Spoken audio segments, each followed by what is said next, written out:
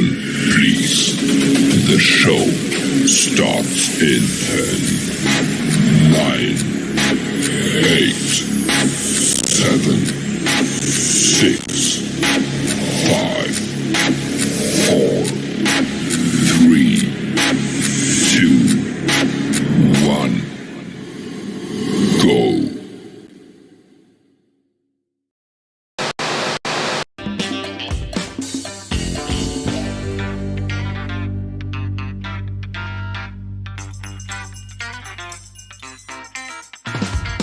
We live. We live.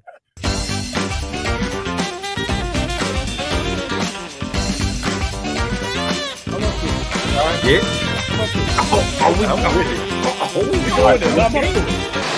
So this is one of the reasons why the divorce rate is so astronomically high right now in America. As you can see, you got this little young lady out here shoveling all this heavy snow. She has no help.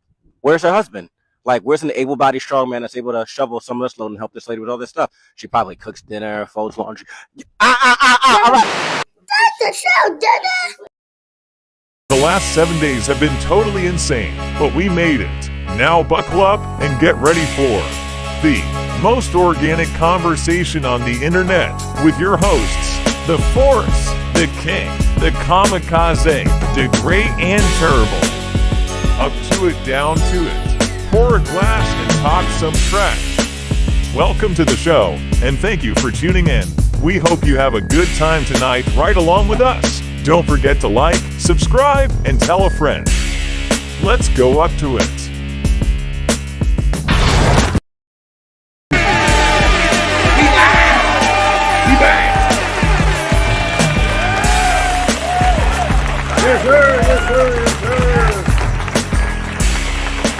That's how y'all know we like each other.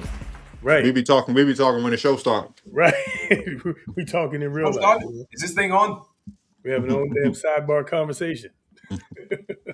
Oh, we're like, oh, y'all here now. Okay, I guess we'll pay you attention. Basically, yeah, y'all just joining us, man. We just talking and letting y'all listen in for real. And that, my friends, is what makes us the most organic conversation on Al Gore's internet. Co-sponsored by Beyonce, apparently. For sure. Co-sponsored by Beyonce. So I've heard. What's going on, ladies and gentlemen? Good to know that after all this time, we can still call you that. Welcome back to the most organic conversation on the internet. Welcome back to hanging out with your Friday night delights. Welcome back to Up to It, Down to It. We in the house. We in the building. We are excited for this show. I'm excited for this show. So excited! So excited, man. We got a lot going on this weekend. We got a lot going on in the world. We got a lot going on with my brother. So I'm going to kick it over to them and let them talk, get this introduction going. So with no further ado, just like last time, to my left or right on your screen, you know what it is. He's out here killing the game in the education field, man, all over the place. And we're happy to see that there's nothing going on with your nose. I don't know what that's about. Talk about it, though. Welcome to the show, my man, the immovable force, Kev. Talk to the boys. Talk to the family. What's gotta get, no wasted drops. Europe was good, everybody. Yeah, nah, we fresh off of 2 nosebleeds. I don't know. Nose started bleeding before I worked out. When I finished my workout, went to, wipe my sweat. I hit my nose by accident, looked down, my hands were red again. But we got the workout in. So, I've hydrated, I've showered, I've eaten, and now it's time to pour a glass and talk some trash. So if y'all were with us a couple weeks ago, that's the same thing that we still on, because I wasn't moving during Snowmageddon, Ice-mageddon, Icelandia, the Winter Olympics in Maryland, whatever it is, I wasn't doing that. So we stand right here with the dynamic duo that goes straight to the glass, the Ensign salted caramel, whatever you say, but say it right, caramel. That's it. And the Tennessee whiskey cider from Kings Creek, a beautiful mix. Got it on one big block of ice, and we just gonna slowly sip the night away. My heart is heavy with all that's happening in the world, but also because we've been out of school for a week, I worry extremely about my students. So I will say, I was grateful to at least be in touch with them. Ain't none of them turned their cameras on yesterday. We didn't have virtual learning, but I called for a rehearsal because we got stuff to do when we get back. So, a handful of them checked in. I say like maybe 1/3 of my choir checked in. So I, at least know that they still alive. But as with any good educator, we worry because all of their home life isn't perfect. Some of them rely on schools to get their meals and things like that. So fortunately, my school, shout out to Laurel High School, was one of the food places that people could go if they needed meals. So yeah, we just, it's just been a wild time. But glad to be here with my brothers. So I can kind of take a load off my mind and just, yeah, kick back and relax, man. So tell a friend to pull up on us, hit the like button, subscribe button, so that y'all always know when the show is jumping off, because you all are the best part of everything we do. I'm saying that lightheartedly because, I enjoy the conversation with my brothers. So y'all are equal parts of the best things that we do. Yeah, yeah, Boom. But yeah, Yeah. yeah, equal parts, the goats of this show. yeah. There we go. Hey man, that's what it is. That's what it is, man. Nothing at all wrong with any of that. Big shout out to the drinks in the cup. And so, with no further ado, down bottom, fresh from making some of the biggest moves, some of the things that we all love to be able to do. My guy down bottom with Monopoly in the corner, King Rich has returned. What's going on? What's going on? Hey man, it's been a whirlwind, man. It's been almost like a blizzard. It feels like lots going on, man. Lots going on in the world, but also just lots going on in life and personal life. As you can see, the background is different. Well, that's because your boy bought a house. Okay, so we are in our new home. We are excited. This is like our first step to our, accomplishing another goal, and we're just gonna keep going, man. We got some goals and dreams in mind, and we're just gonna keep moving forward. And like I said, with a lot going on, man, I mean a lot. Just like, and it's back to back. It's like bam, one thing after another. And it can be stressful at times. It can be stressful. It can be nerve wracking. You might get anxious. You might get afraid. Even you might want to go and hide, or you might want to just get away from it all. But with everything going on, the main thing that has stuck with me this week is um, keep your peace, protect your peace. And if you don't know what that looks like, go find it. Go find your peace. And once you find it, protect it. And there's different layers to it. I want you to know that there's different layers to peace, because there is quiet peace, there is loud peace, there's uh, peace beyond all understanding. But go find it. Go find the place that gives you peace. Go find the beverage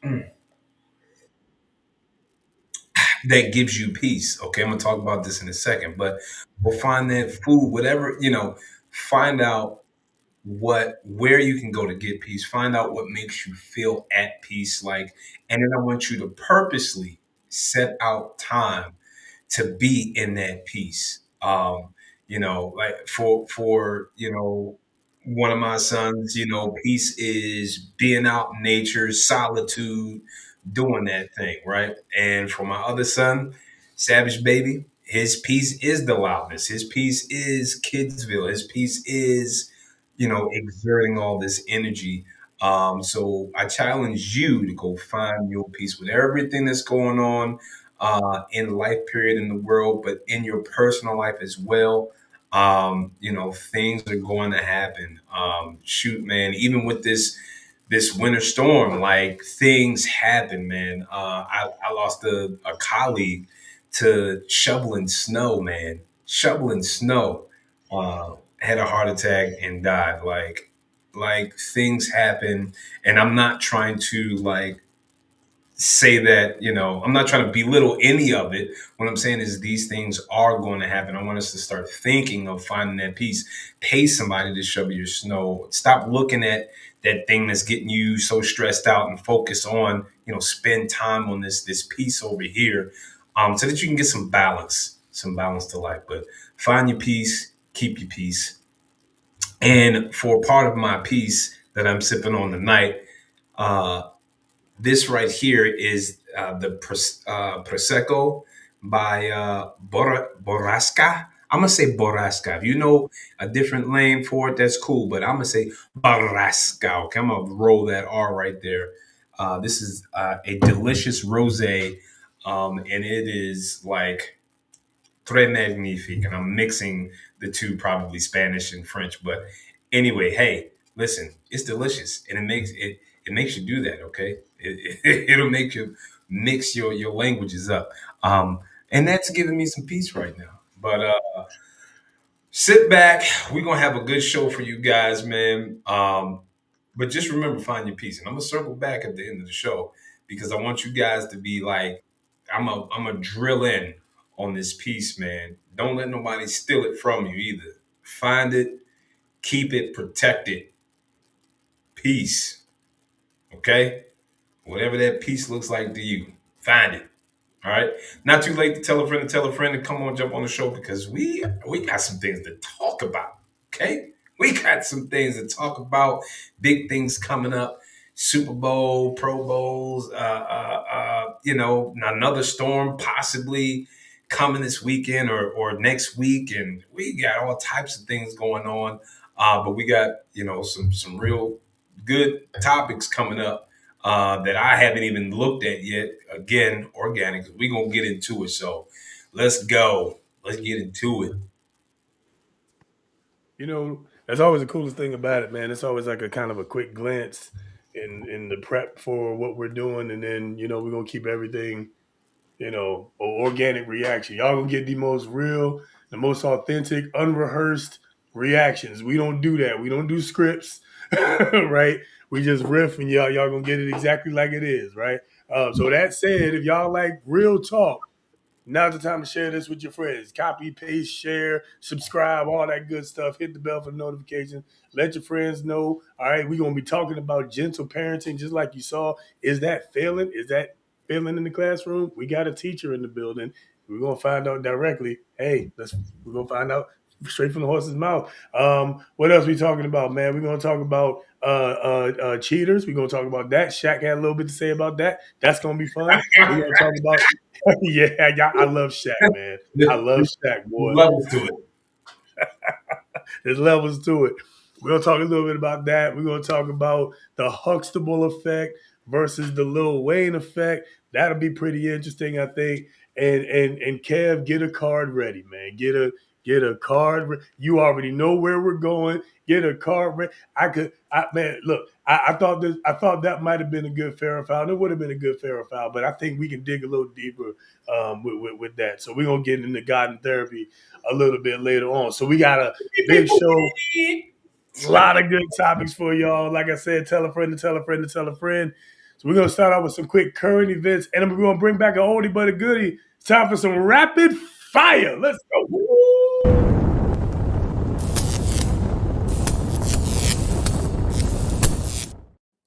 It was just the intro, really. Oh my goodness, what is this going on? Why did it make them disappear? Oh no. Oh no. All right, hold on, y'all. Hold on. It's got to be because they're black. It's got to be. It's got to be. You know what I mean? It's got to be about racism. It's got to be about racism. Got to be. All right, here we go. We got one. We got two. And then bang! There we go. Okay, we back. We back. We back. We back because we black. We weren't turtly enough for the Turtle Club. It be like that sometimes. It be like that sometimes. Let's talk about it, man. In a couple of weeks, we got the Super Bowl coming up. We got a rematch of Super Bowl. What was it? 45, 43, something like that. One I of don't them. know. Oh yeah. One of them. The one where they didn't get the ball to beast mode, ended up losing the Super Bowl. That one. Yeah. That was the one. That You was know, the I one. did see a comment that said they should just signed Marshawn Lynch Just for the game. just for the game. A Actually, one it way. said it was more specific. It was like just for when they're on the 1 yard line, so For they shizzle. would call to him and see what actually. For shizzle. See what would have happened all those years ago. Because when he gets in the end zone at 40 or whatever it is he is, when he gets in the end zone, we're all going to know that, well, he clearly would have gotten the end zone all them years ago. And who knows what would have happened? We might not have got the Tom Brady dynasty. That was like number 4, I think, right? Wasn't that number 4 for Brady? Something like that. Yeah, because it was Atlanta. Atlanta was 5, and then the LA one was 6, and then Tampa was 7, right? Yeah. So who knows? He might not, he might not even have been at 7 if it wasn't for that, man. Neither here nor there. Who y'all Damn. got in this year's Super Bowl, man? We got your young buck Drake May, and we got the what used to be considered a draft bust, Sam Darnold. Who you got? Listen, man, I got the Seahawks, man.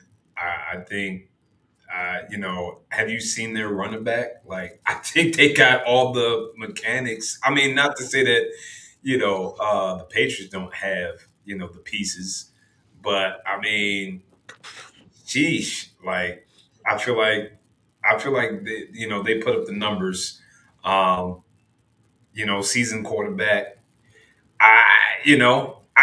Part of me feels like, if even if you put Kirk Cousins in where Sam Donald is, you got the pieces to go, and he's got the pieces to go and win it. Yes, I said that. Why y'all be hating on Kirk Cousins, man? Man, Come F on, Kirk yo. I'm not Cousins. hating on Kirk. I'm just saying he's Man, got F Kirk the Cousins. pieces. I said if you put Kirk Cousins in where Sam Donald is right now, he's going to be shining just like Sam. Man, F Kirk Cousins. We were Cleveland before Cleveland was Cleveland, drafting multiple quarterbacks in the same damn. We could have built around our quarterback, wouldn't have broke his legs. Stupid. What? Okay, whatever. He's still mad, y'all. He's Christ. still mad. Still mad. Yeah, but still mad. But no, I'll say Seahawks too, just because I like watching what their defense did last week. I thought that was just what a time. So like my money would be on the Seahawks, and I just like I don't think Disney could have wrote this script better for Sam Darnold than what it is. He's been through a ton of things. So yeah, it just like it just seems like it's their time, but like I'm particularly looking at the Seahawks defense and the way they just been manhandling people, and I think that that's really what's going to make the difference. Like when you have a defense that strong, it makes your quarterback's job a lot easier because he doesn't feel pressured to have to score every possession or have to make a play every single time. And I think that that's one of the things that has made Sam Darnold special. Like he doesn't have to spend all his time on the field. He can just be a little more calculated in the way that he's moving the ball. He's not hyper athletic, but like a couple times last week we watched him, or the week before, yeah, last week we watched him, just make that play when it was necessary. So he gets to just be a quarterback and not an overthinker. And I think that is what's going to make the difference for them. Yeah, I was going to mention the defense as well. I'm glad you brought that up because I think overall the Seahawks have the stronger defense. And what I was meant to talk about also or say is I just wonder what that game would have looked like if it didn't blizzard, if it didn't snow, because they basically said, "Ha, we're up. We don't have to do much. We're going to let our defense go out there, and you're going to have a tough time trying to throw the ball, run the ball, the weather. You're trying to catch up to us. We already got the lead. So, yeah, we're going to make you have to try to go out here and play in these conditions." But the Super Bowl is where, right? It's nowhere near snow. So it's going to be some great conditions. I mean, I think even that stadium holds what? That's the Ram Stadium, isn't it? I thought it was the 49ers. I don't know. I know yeah, I think they in San Yeah, Fran. they're in San Francisco. They're in In San Francisco, Well, Santa Clara. Yeah. Santa Clara. Oh, okay, I thought it was Los I, one of them. something sunny. Over there, It's something and sunny and sensitive, got some great conditions. Right, stadium holds about 68,000 people, and then they can expand it to about 75,000 people. Like it's going to be a show for sure. It's going to be a show. And I think with these conditions, like they're going to have to, the Patriots are just going to have to play like a perfect game in order to try and win. Okay. Now, I do like the young boy Drake. I like him. He can make some things happen. However, however, uh, I don't know if this. I don't even know if this is going to be a shootout. I honestly don't. If the Seahawks defense shows up and does what they do. Well, the Patriots do have a receiver that's playing like he's got a child on the way. Well, Probably because he has two Probably two because kids on he the has a way. child on the way. Yeah, he has two kids on the way, doesn't he? Or is it just one? Is it just one? I feel like he got two different women pregnant. You know, At the same damn at the time. same, But again, that's a rich people problem. So I can't even, I can't. That's beyond my tax bracket.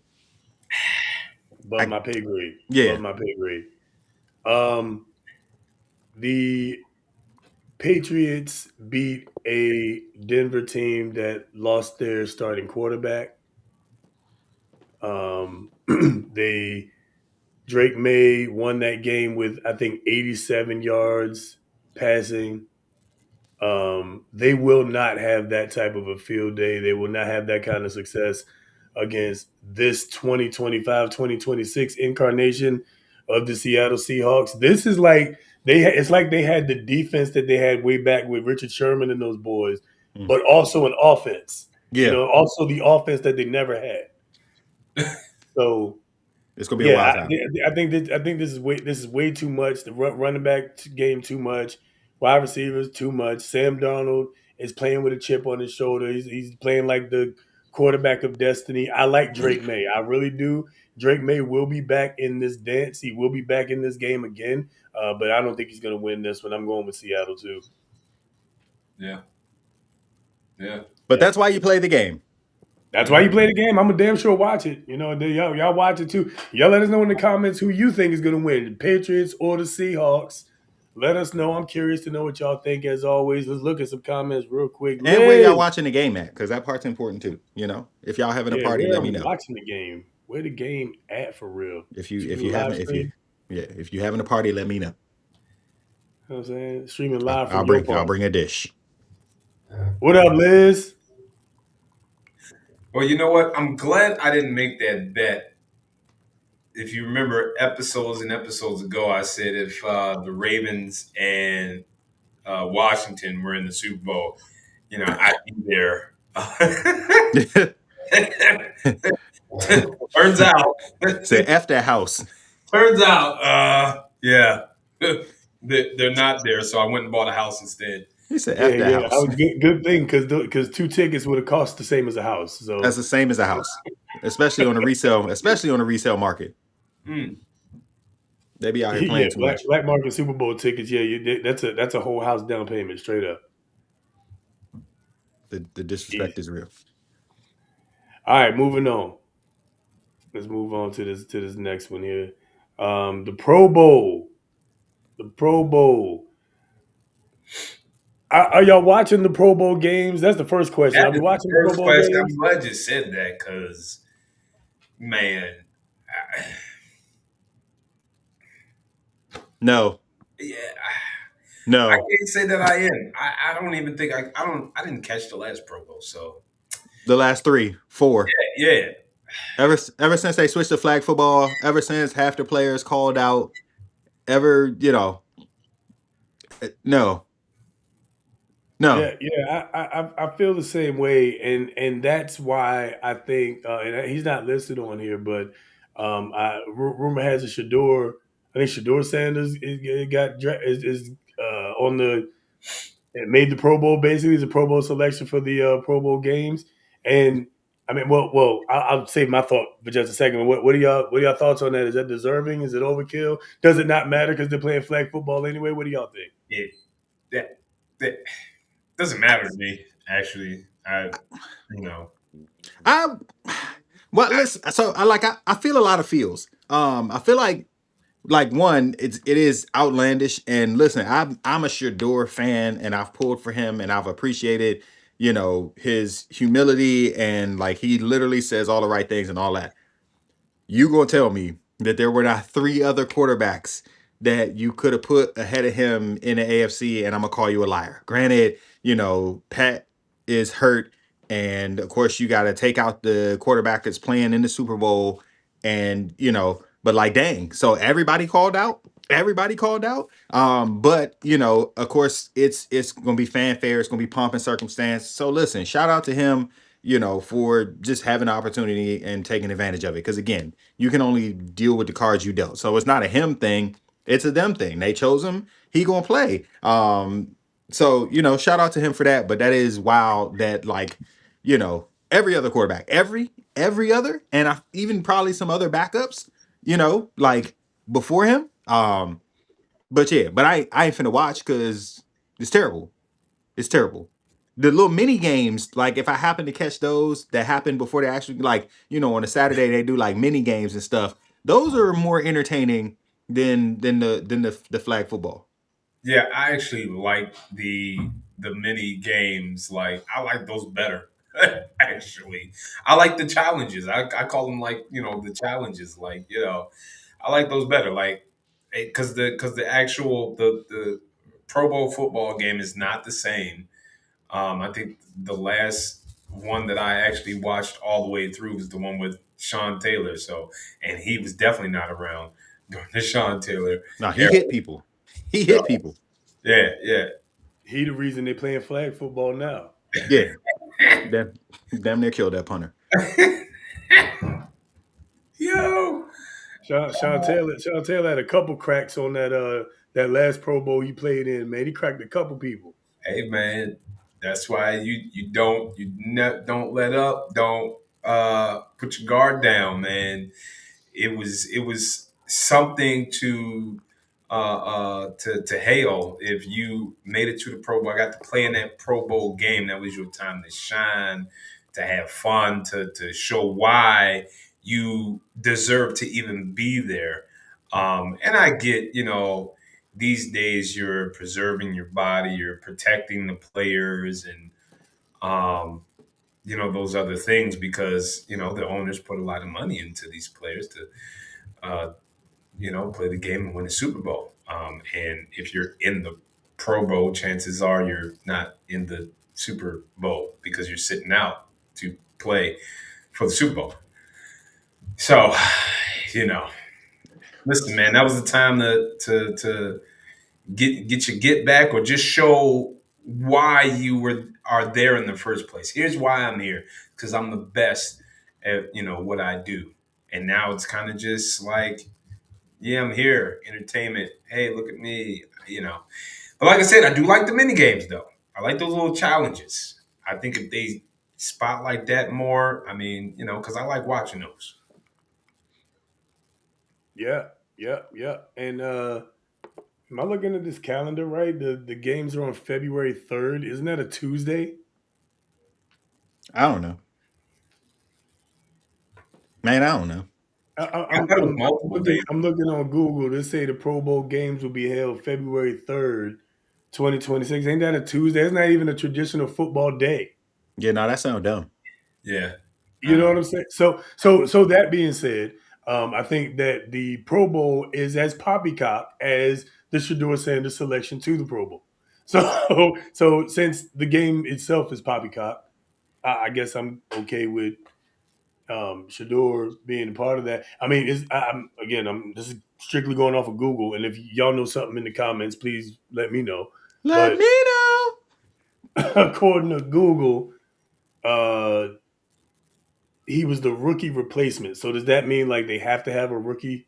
Is that what it is now? Like a rookie has to be drafted, Oh, that's or a that's rookie wild. has to play? What? That's new to me. What? I don't. I'm just asking because of the wording. This is 2026. I wouldn't be surprised. Did Shows they how do much shows how much we know. did they do a Pro Bowl draft one year where they had like captains of the NFC team, captain of the AFC team, and Yeah, they I feel like they did. It was like Hall of Fame cast, like Ray Lewis and Peyton Manning. I feel like they did something they like got to that. draft their own team or something like that? I mean, Yeah, that's not a bad concept, but I then even of like course that when one you do it, better. you still want them to play. Yeah, I feel like I yeah. like that one better because of who of course the coaches were, right, and then they got to draft their team and whatnot. And I don't know. I feel like I like that one even better. They can go ahead and bring that back or something because yeah, That format has been working for the NBA. Honestly, right. it took Until they took it a little away. bit. What'd you say? Oh, Until they took it away. Yeah, well, yeah. So they took it away. It was working. That's true. Yeah, yeah. I don't know. I don't know. Right now, the Pro Bowl games are. I mean, like I said, they're whacked for the most part. So I mean, like, shout out to all the selections and then all the people that got to play because other people got hurt or made it to the Super Bowl. But I don't know. I got nothing on it. Uh, Six, six, seven. 6-7, yeah, 6-7. Moving on. The Royal Rumble is also this weekend. The WWE Royal Rumble is tomorrow. If you got to pick somebody, who you got? Kev, who'd you pick? Ah, you know, um, I I mean, like in my mind, Cody Rhodes has already won it twice.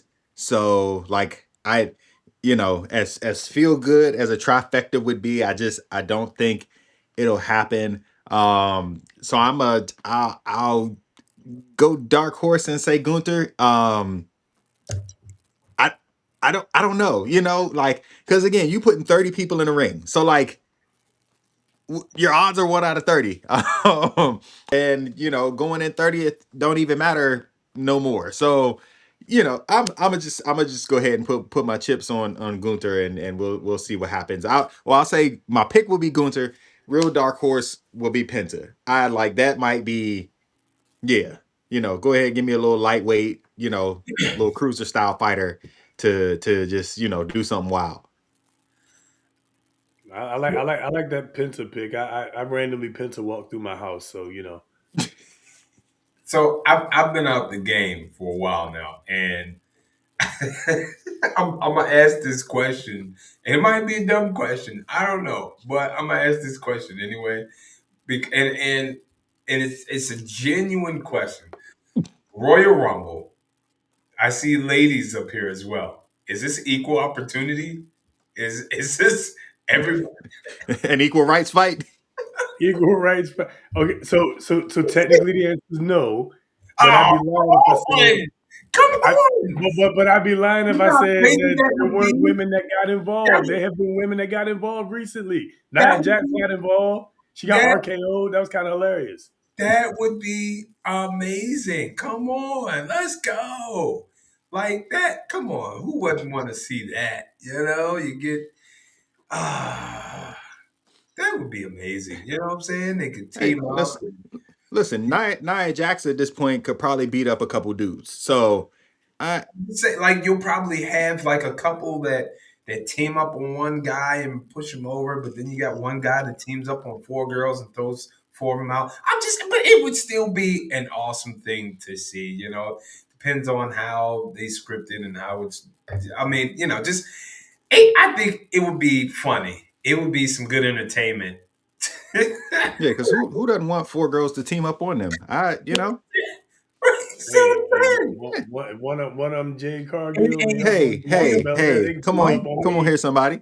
and a Listen, Royal Rumble. Hey, team up on me all day, every day. Listen, preaching. listen. I don't think my wife is watching just yet. So Roxanne could crossbody me anytime. yeah, Roxanne Perez, Liv Morgan, yeah, Oblivion. I can go to If you Oblivion want to put me with in a Liv Morgan hurricane all runner, day. who am I to argue with you? Who am I to argue? You know, who's mad? Ain't nobody mad but the devil. I just had to ask that question because all right, It's a great question. It's a I, great, Seriously, I probably won't be seriously. watching it then until they do something like that. Like, come on. but I mean, shout out to the women's side of WWE, which has grown tremendously. So it their portion of this should be absolutely must see TV. Like they've done a wonderful, like really wonderful job of growing their branch of the WWE. You think back to what we were coming up on, like you had like two women. it was like China and Jacqueline. And like that, you get a little, you know what I'm saying, little Stacy Keebler every now and then, but like there wasn't many women, and they weren't interesting to watch, like, There's a certain stratus that comes to yeah, mind. you know what I'm saying? Like that's, it was just some real sexy stuff, and China. It was sexy stuff, and it was China. Like that Sexy was, stuff in China. That's funny, but that's very accurate. you know. Hey, So but I might have to get back into it, man. The youngest Savage Baby asked if he could go to a wrestling match. I said, "Oh, all right, cool. We're gonna have to make this happen. I'm gonna have to hit up your Uncle Trey, and we're gonna have to, we're gonna have to make this happen." So You I know I'm might, with it, man. You know I took the Maya a couple years ago. yeah, yep. So we'll Yeah, see. man. Yeah, So, man. I got this year. It's wide open. Um, uh, Gunther's a good pick, but I think, and I don't want this to happen, but I think he's going to beat AJ Styles. What I would love to, if I were fantasy booking this, I would have AJ Styles beat Gunther, and then Gunther enter the Royal Rumble and win the Royal Rumble, and then they have a rematch at WrestleMania, so we can give AJ Styles his proper send off. I don't like this, his career is on the line match. We know this is last year wrestling. I don't like his career on the line randomly, just kind of sporadically out of nowhere. I don't like that. He deserves a proper spin off, so a send off.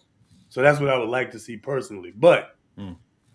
I don't think that would happen because we can't have nice things.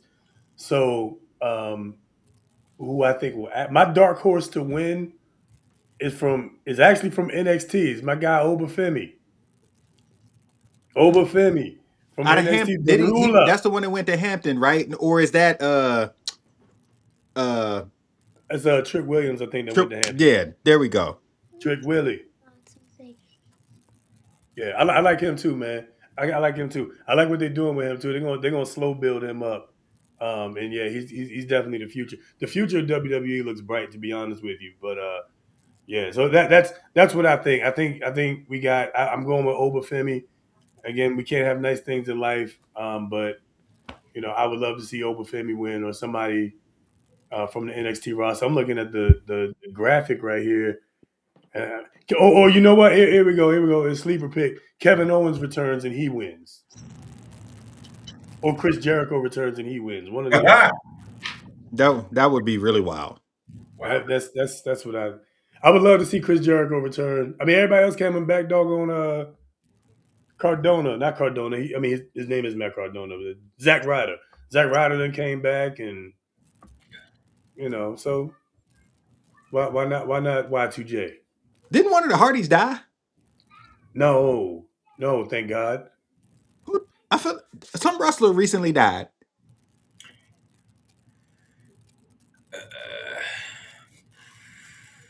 That's a good question. I don't I'm know. I'm I don't finna know. go to So, Google. hey, one of y'all in the comments Google it because I don't want to belabor that point. One of y'all in the comments Google that. Did a wrestler like a younger, like a current wrestler recently died? You talking about like a more current one? A more Uh current? oh wait, was that Bray Wyatt? No, but that was 2023. Yeah. Bray was 2023. Terrible, terrible, tragic, Yeah, tragic. I Mm. don't know. All good, all good. All right. Enough of that. Enough of that. We thank y'all for hanging in there with us for that little bit of a segment, man. That was Bad good. News Running Brown. through bad. Yeah. He did. Yeah.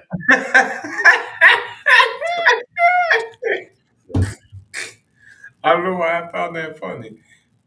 Because his name Bad News. Oh yeah. Because his name Bad News. Hogan did die No, last if you're year. talking So about Hulk Yeah. Hogan. Uh, Bad News Brown. Yeah. For sure. For sure. That's not All funny, right. but like, it's hey, the bad news is it's bad news. It is bad news. I'm afraid I've got some bad news. Mm, Remember mm, that man, Bad News Barrett? I miss that guy, man. mm. Bad News Barrett was good. Speaking of bad news, my man Shaq. My man Shaq. This is our viewer submission for the week. Is it Let's back in news talk about it.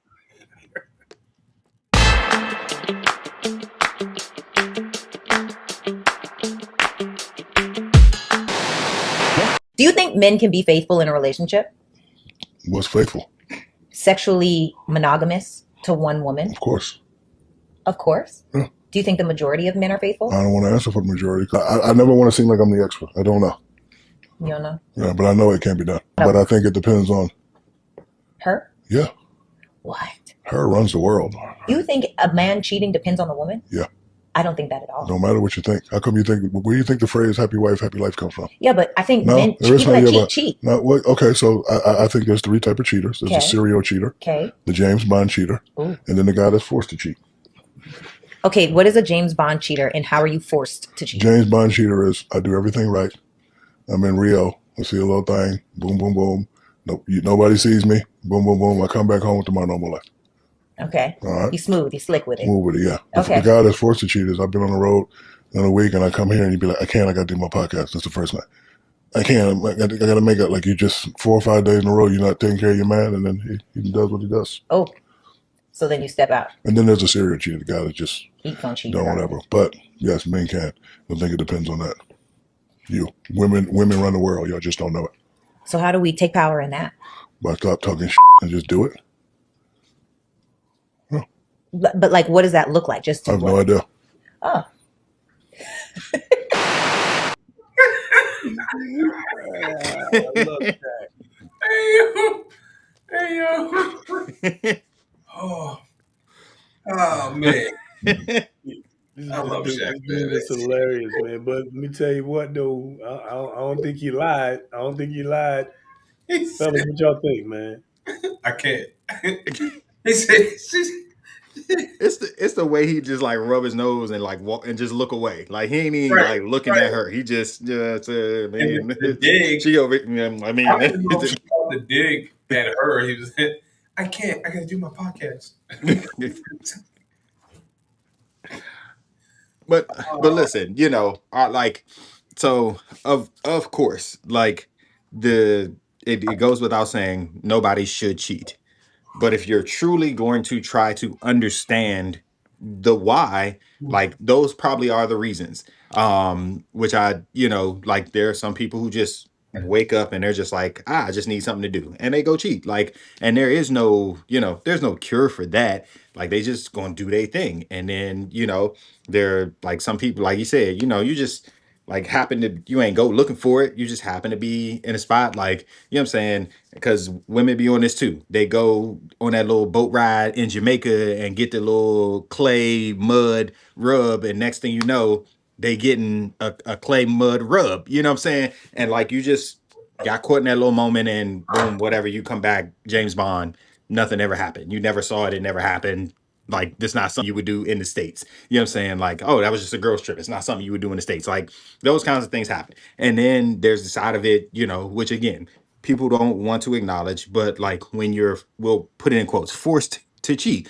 Like you love your partner, you feel the way you do about them, but like they're ignoring a part of you that feels significantly in need. Which the younger me has been in that position before. Like I held on to my feelings. So like I love you, but like I don't like I've expressed that this is a need I have and you ignored it. And all right, cool. Like I can deal with you ignoring it in this moment because it's not all about this thing in this moment. But when you ignore it, ignore it, ignore it. And when I have to bring it up, bring it up, bring it up, like it's not like you ignore it and then you come back to it later. Hey, I know you said blah, blah, blah, blah. I just want you to know I ain't forget about you. Or, you know what I'm saying? Like I initiate, you turn me down. Like now it's your job to make the next move. When that thing is happening, then that makes your attention go in other places. I've been in that position before instead of just leaving. Like I get it now. Cool. I'm only gonna say it so many times, and now I'm piecing out because this is where my mind is. But like I definitely understand that logic before. Like, hey, I want to be with you. I'm asking for this from you. I'm looking for this from you. You keep telling me no. You keep pushing me off. You keep ignoring me. You not listening. You not understand. Okay, cool. So I can get this fulfilled in this space at this moment, and then I'm good to be. And like that was the logic. So like I when he says forced, like that's what he's referring to. Yes, you can just be like, fuck it, I'm out. But like that's the force that he's referencing, and I understand it. Again, it's not okay, but I understand it.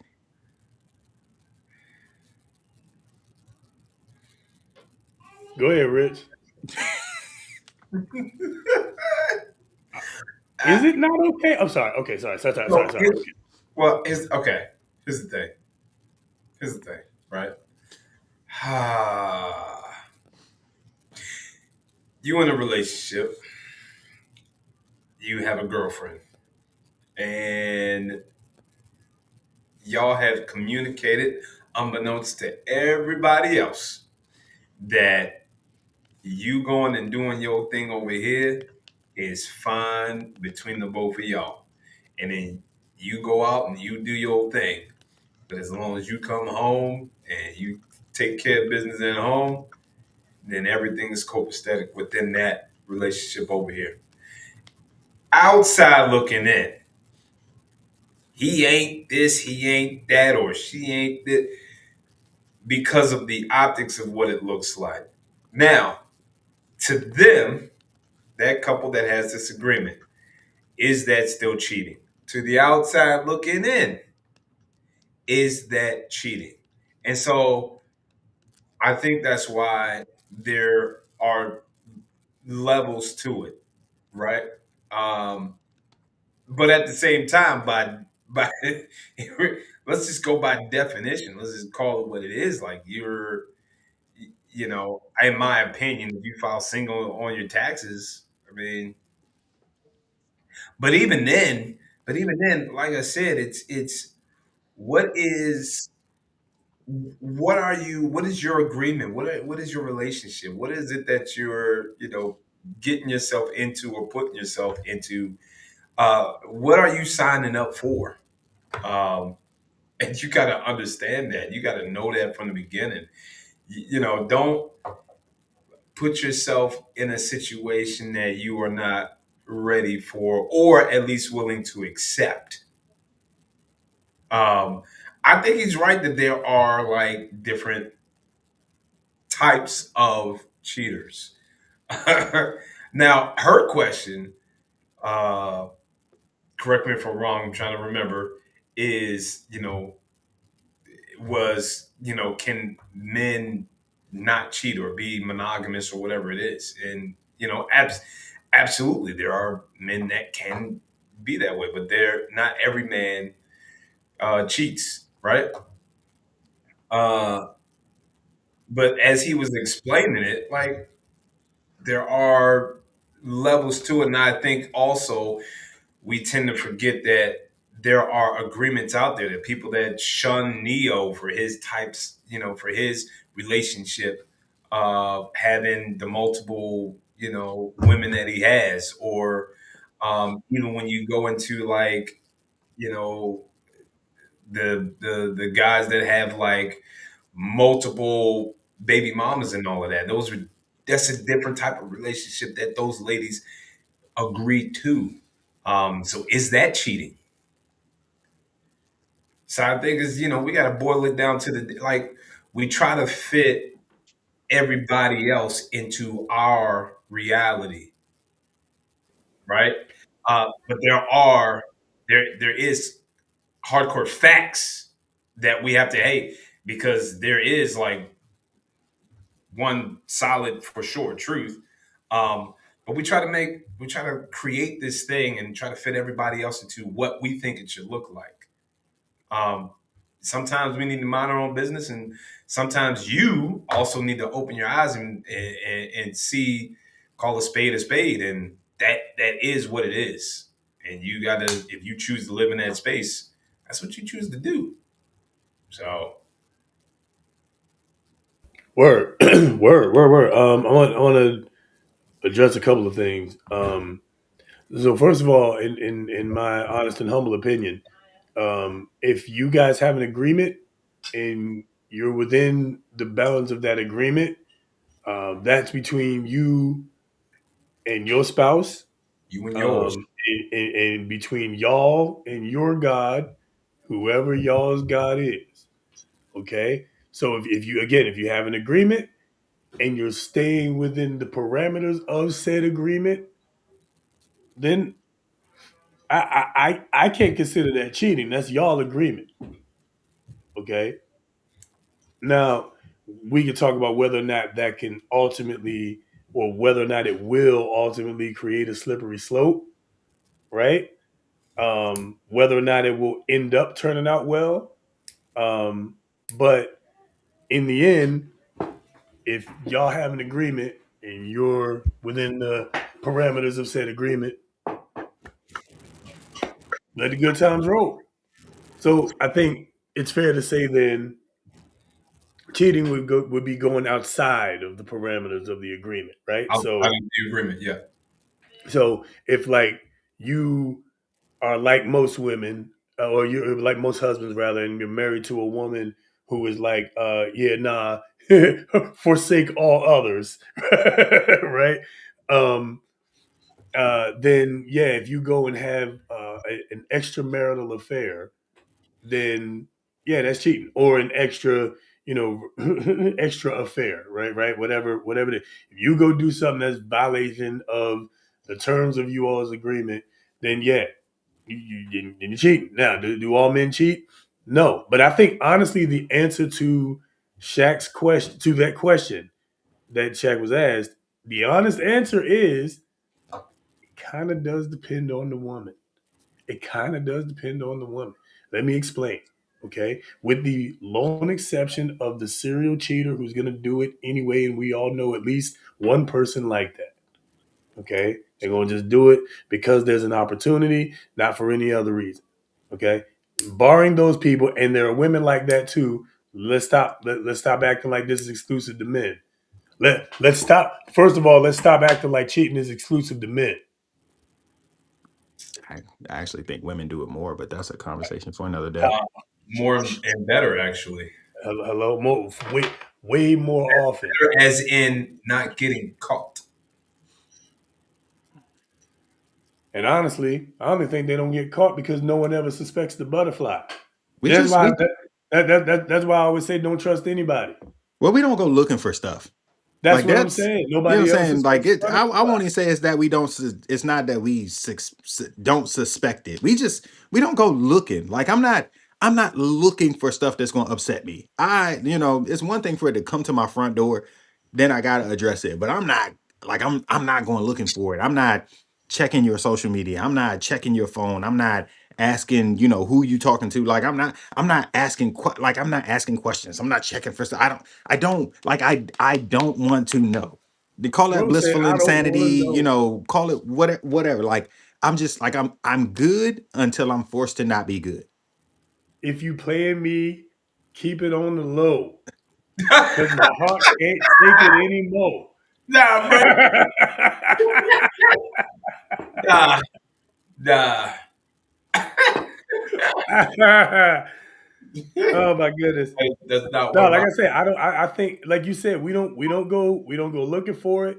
We all think that ours won't do it, and because we think ours won't do it, we don't look for it. But again, I've been I've been around enough, girls trips. I've been around enough bachelorette parties. I've been around enough, fill in the blanks. You know what I'm saying? To know that you know yeah, I absolutely believe that women cheat more than men. All right, straight up, straight up, straight up. Because half the time that dude cheating on you with somebody that got somebody. Hello. All right. Okay. All right. That wasn't the point of the conversation. That wasn't the point. That wasn't the point. Let's get back on track. Let's get back on track. Let's get back on track. Nah, yeah, because this comment over here might have us going off track.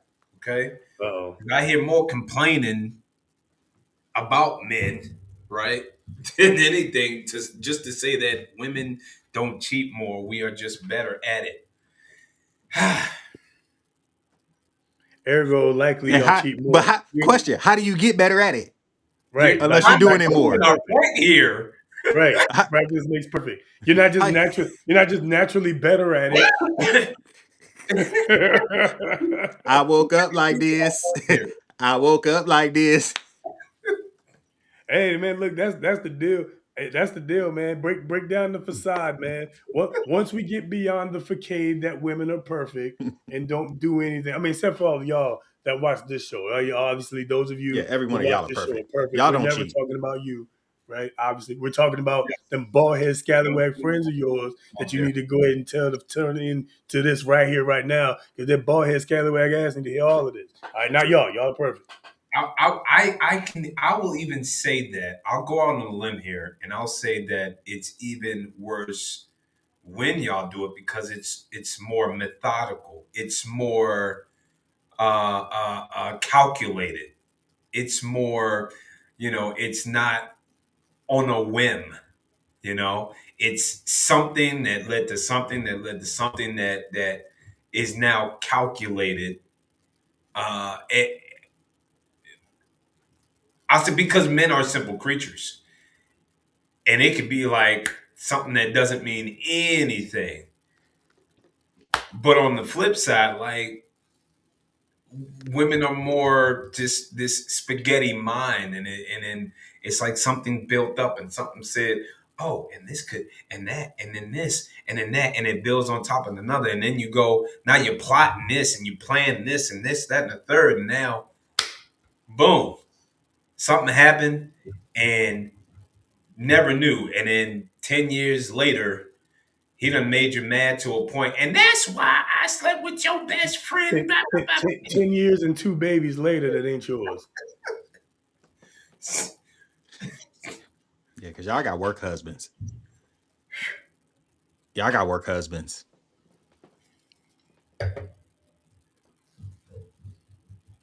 Plural. Plural. Plural husbands. Ooh. Ah. All I'm saying is, fellas, don't fall for it. You met with these women have you thinking they don't cheat, they don't be out there in these streets, they don't fart. You know what I'm saying? Let me tell you something. They do all the above. Okay. See, there it go. There it go. We are emotional cheaters. Yep. Y'all, Right. and that be See, the thing. and Like, that's the thing. Like, for most women, except for the hoes, for most look, women, by the time they done sexually cheated, exactly, gave they they done heart. already mentally and emotionally left you. They already left you. So what you're saying is there's levels to it. Right. Because there's also the hoes. Just like there's the serial cheaters, there's the hoes. Hoes gonna be hoes. Y'all know So hoes I like couldn't that. blame Tammy. Lil Wayne said it. Lil Wayne said it. We're gonna talk a little bit more about Lil Wayne later. See what I did there? See what he did there? Yeah. Yeah. But yeah, hoes gonna do whole shit. Mm-hmm. Like, right. So, and then you got the next level is the quiet cheater, and you got the totally disrespectful cheater. You know what I'm saying? Well, they got the stuff all on the social media cheater. You know what I'm saying? Yeah, y'all know who y'all are. I'm gonna stop because they probably sitting next to you right now. So I'm gonna stop. I'm gonna stop describing your girlfriend right now.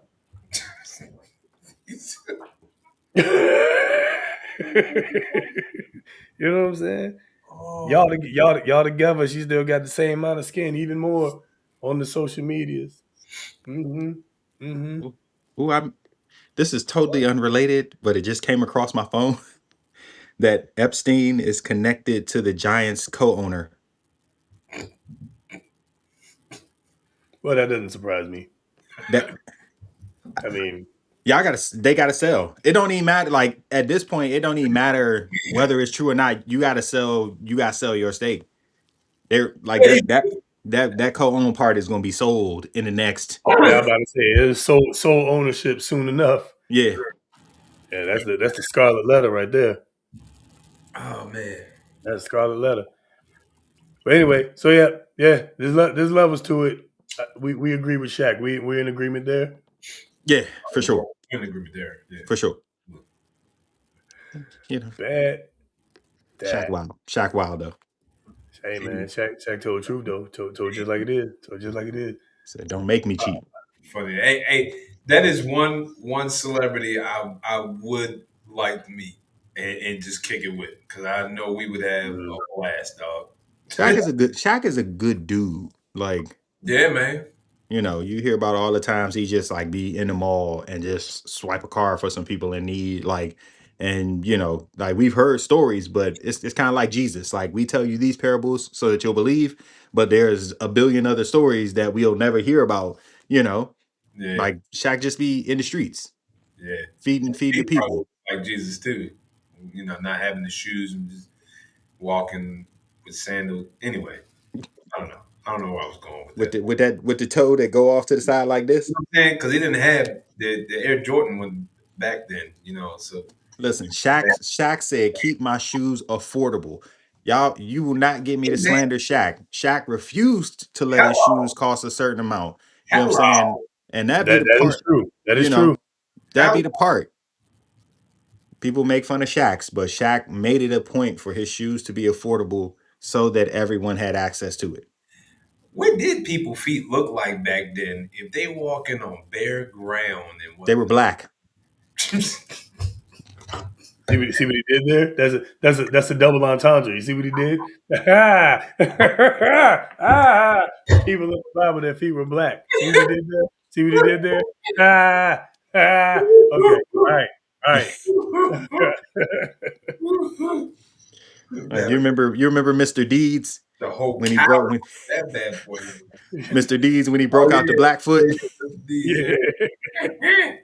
Allow me to change your socks. Wild time. Wild time.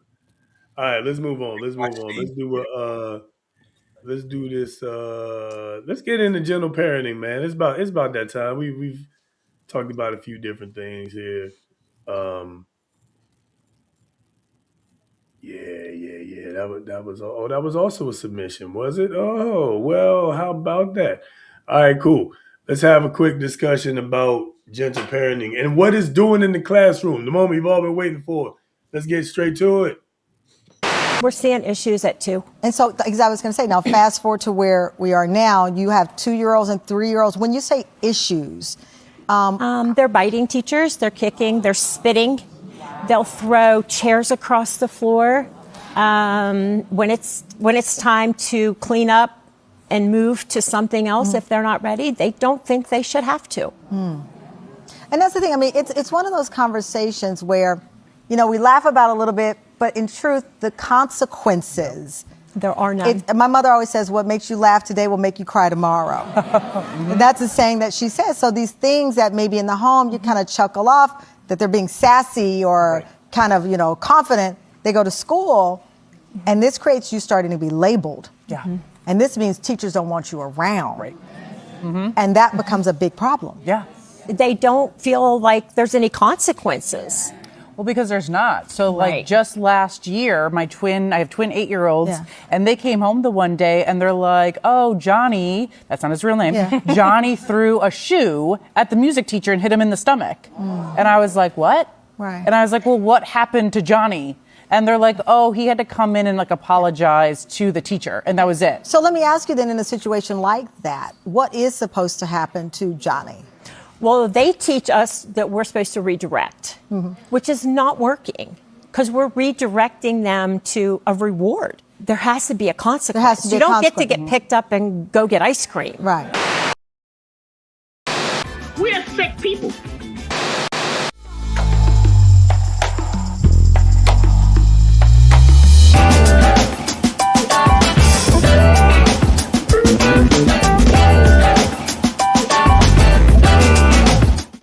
We're working for the future, because working for the present, we ain't making no progress.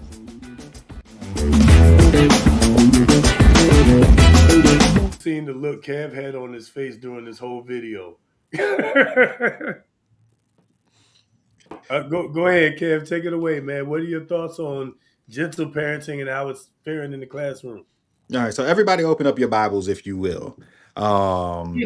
Because I'm finna preach this sermon, okay? And I want to, preach this. But first of all, why the music teacher had to be the example in the thing, and that's where my whole expression changed. They threw the shoe at the music teacher. And listen, I'm a wholeheartedly say they picked the right music teacher on that day, because every music Little teacher I Johnny know, niggas ass whoop. Little Johnny every niggas music ass whoop. teacher I know, Yeah. listen to you, me, okay? They would still be peeling that music teacher off that child at this moment. There's not a break Yeah. that would take place. And this I tell my students all the time, because they be like, hey, why don't you just, and I tell them, hey, listen, the reason why I don't fight is because, one, I don't fight fair, and two, I don't stop. Like, the fights that happen in school, like at a point the kids just stop, and then like they get pulled in directions, and like that's the end of it. If I start fighting, I'm not stopping. Y'all can pull at me, I'm gonna keep clawing at you, and like you're not gonna let me go. Like, we're not coming off of it ever. So I just don't. Like, that's it. That's the end. Now what I will say is, the lady's not wrong in that a lot of behaviors they want redirected. But we're talking about behaviors before they get to the shoe throwing behavior. You're supposed to redirect, you know what I'm saying, talking while the teacher's talking. You're supposed to redirect like a student showing up late to class and being disruptive to what's already taking place. Like, those actions are the ones that are supposed to get redirected, because at the end of the day, like, it's your classroom, you're supposed to have control. When the kid like gets verbally abusive, that's not a redirect. That's like, you got two choices. You can leave the room, or I can have you physically removed from the room. And that's, like, that's where we are. For me and my household, and my room is my household, I spend more time in my classroom than I do in the place that I pay rent, which is wild. However, I don't call for security. I don't call for administration. I handles my business in-house. And when my parents come to back to school night, I meet them at the door with my Nerf gun, and I say, hey, I don't want y'all to see anything different when y'all arrive than your kids do when they here. And I tell them, when your kids are with me, they belong to me. And when I send them back to you, they will be better because of the time that they spent with me. I pop foreheads, I pop hands, I pinch. Like, my classroom is run with complete autonomy, but my students are in line every day of the week. I do actually subscribe to gentle parenting. What I am not is a permissive parent. So, like, because I know I'm sending my kid to public school. Everything, and as I'm saying this as a public school teacher, I don't agree with everything that's in curriculum. I don't agree with everything that we teach. But what I do is allow people the space to express themselves and ask questions. And if I can't necessarily say it, I'm going to help you get to what you're trying to know by asking you questions that get you to the point you're trying to go to. So for my son, he is allowed to express himself. Like, I'm not going to shut down your thoughts and your feelings. However, law is still law. So now that you've said how you feel, go clean it up. Go pick it up. Go to bed. You got your thoughts out. Now shut it down. Okay. So, like, because I want you to be able to express yourself. If it doesn't feel right at school, I want you to be able to challenge it. I want you to be able to ask some questions. You know what I'm saying? So, like, it's gentle in that we have a lot of conversation, because I know what it feels like to be completely shut down, to be completely shut out, and feel like I have no voice. So I'm not going, and because that mind is still developing, I'm not taking his voice. And I refuse to be an aid in like diminishing his voice, because he's relying on me to show him how to navigate the world. However, there's still law. So we gentle, but we're not permissive. You're not finna be disrespectful. And listen, he's gone to school and tried a couple things. And I bet you once I got that call, he ain't go back the same way that he was picked up. and there were consequences and there were actions, and it didn't even have to get to like physical consequences. The things that we've done are so solid that you dare not play those games again. And I know that those kinds of things work. The place I would say like we're failing with parenting in the classroom is the lack of parent involvement. Like parents just don't be there. So of course their kids are going to do whatever. Because when I say, hey, little Johnny, I'm gonna call your mother, the mother got the school's number blocked. The mom ain't gonna answer the phone because she with the new boyfriend and don't care what little Johnny does in the classroom as long as her man, you know what I'm saying, got a ounce or two to roll up while he's in school. You know what I'm saying? So I can do my thing. It's the lack of parent involvement that creates these problems. Like I had a student, he was in my advanced piano class, and he wasn't doing his work. I called his mother.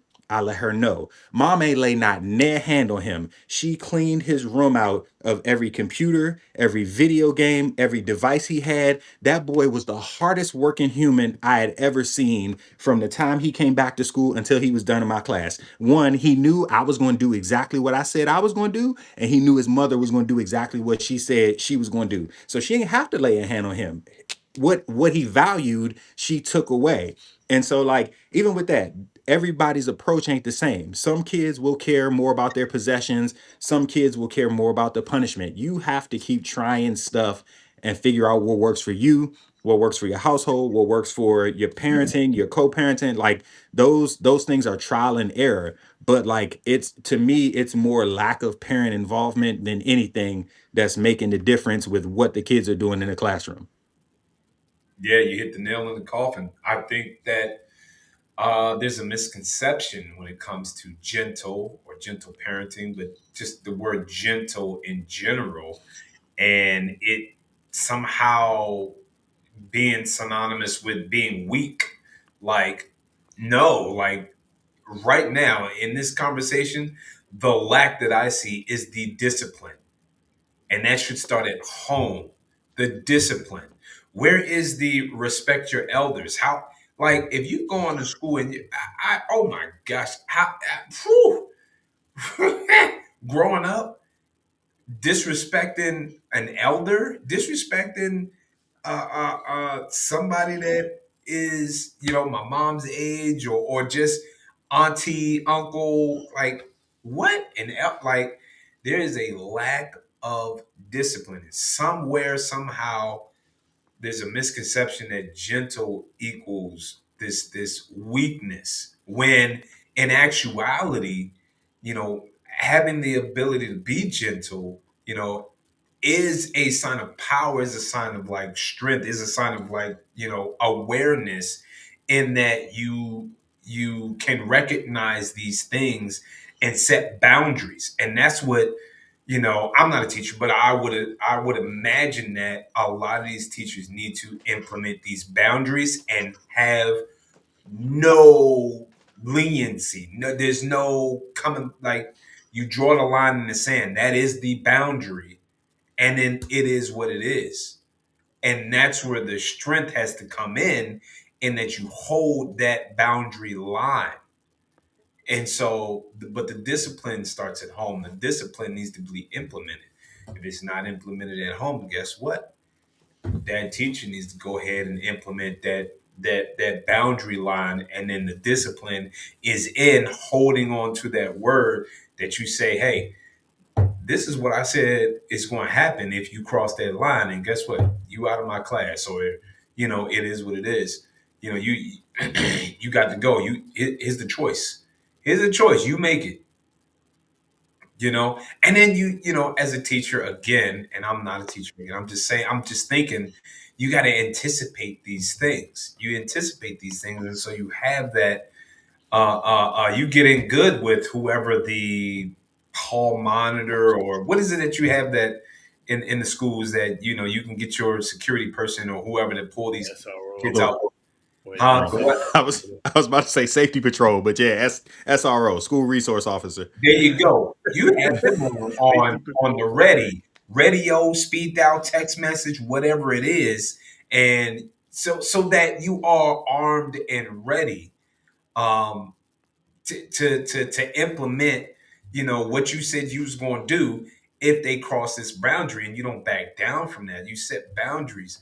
But it's the lack of discipline that should start at home. Don't let these kids, like, you can gentle parent and show the compassion, show the kindness and whatnot, but also like, this is the line. These are the boundaries. These are the rules that are in place and will be enforced, because it's gentle to a point, right? It's like, hey, I'm gonna let you know A, B, C, D, X, Y, and Z. And if you go outside of those things, there's consequences. There's consequences. Okay. Yeah. It's the lack of discipline for me. That's what I see that's missing. It's the lack of discipline. It's not about gentle parenting. I think it's the lack of discipline. Yeah. Yeah, I tend to agree with you. I'm gonna go to a comment to frame my statement. The kids are just spoiled.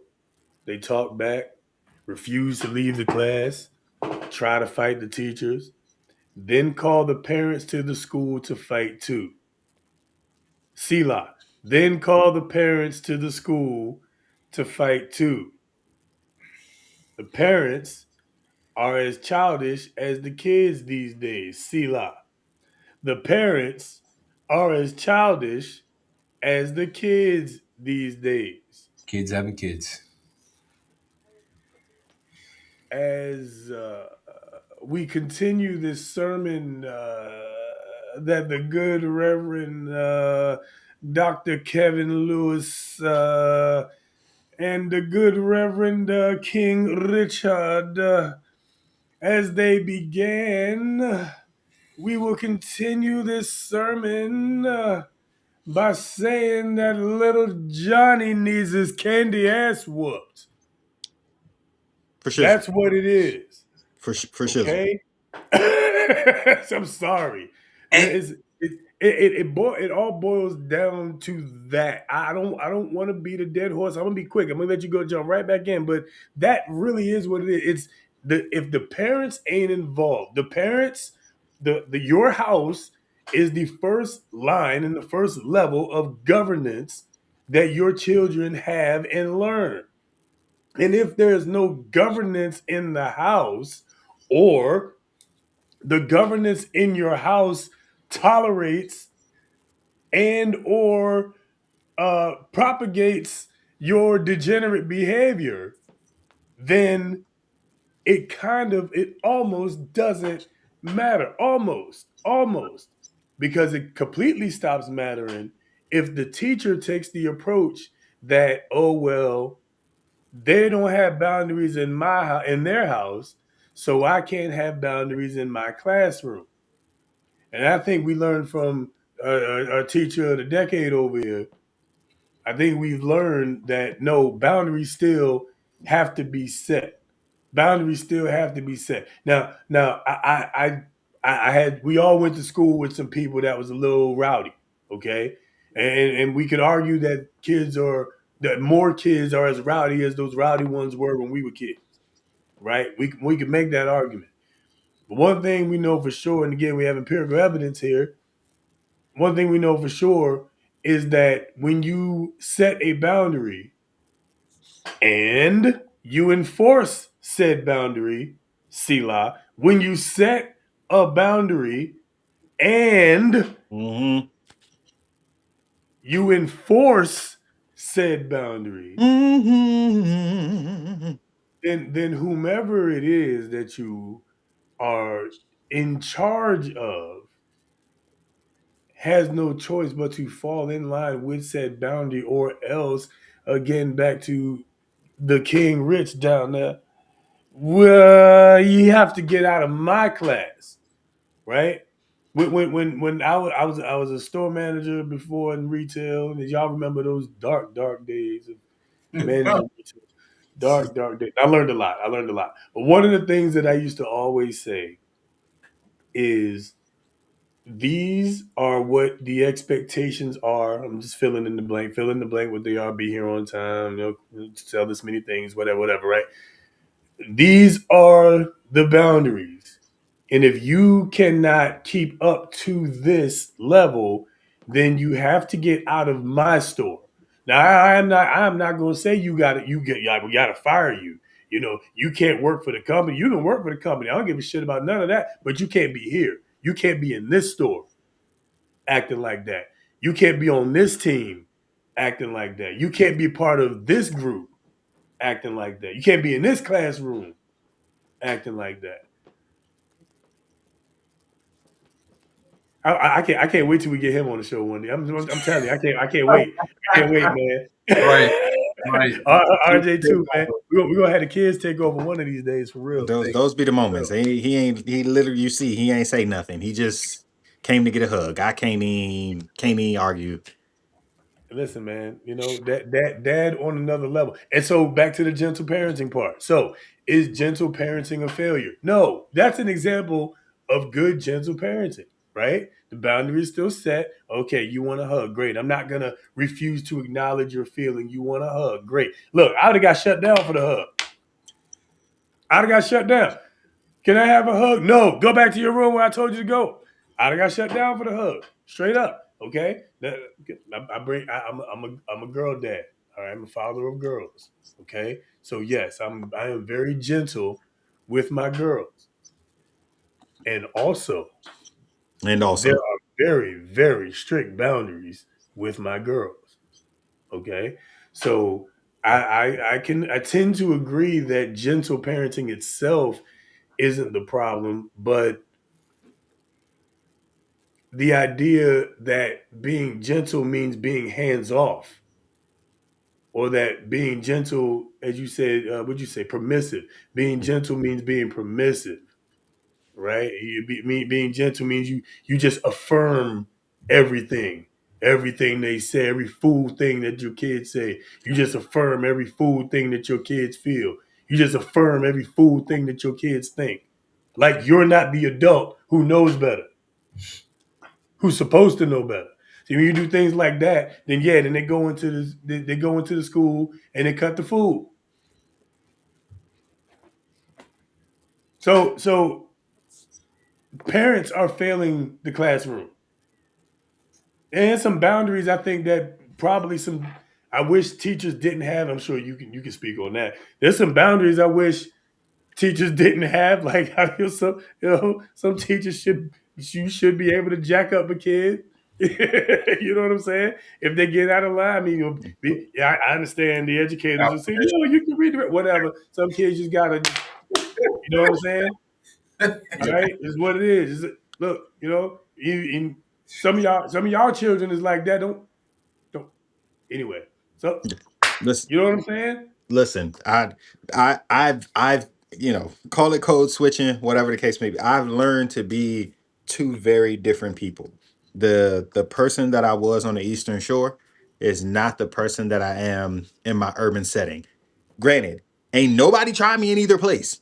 However, my approach on that side looked a lot different than my approach on this side. Like this one, you know what I'm saying, coming back home, I came in Joe Clark, baseball bat over shoulder, like, hey, I don't care which I had before. This is the way it's going down.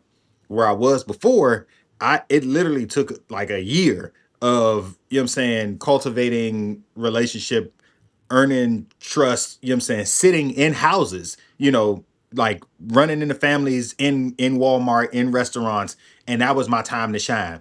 Hey, listen, while y'all sitting at this table next to me, let me tell you about how your child ain't turned in their homework in 2 weeks. Like you gotta, you know what I'm saying, you gotta learn how to play the game. And then, when people learn not to try you in small areas, you learn how to capitalize on those things. Like, and and the reason why I said that I handle everything in house is because, like, once you turn over the power to someone else, the kids don't fear the power that you have. Oh, I know he not gonna do nothing. He gonna call for such and such to come get with me. And, like, personally, my security too friendly. My administration too friendly. we like when you get to this point, ain't nothing friendly about us. When I need you out my room, it ain't friendly. So I don't want somebody to come talk to you. Hey, why you messing with them? Like, Mr. Lewis is a good dude. Like, no. I got this. So you're gonna sit here and you're gonna suffer. And then I'm gonna follow you wherever you're going, and I'm gonna make sure you suffer. Like, I look at kids' schedules and I show up to their other classes and just sit there and stare at them.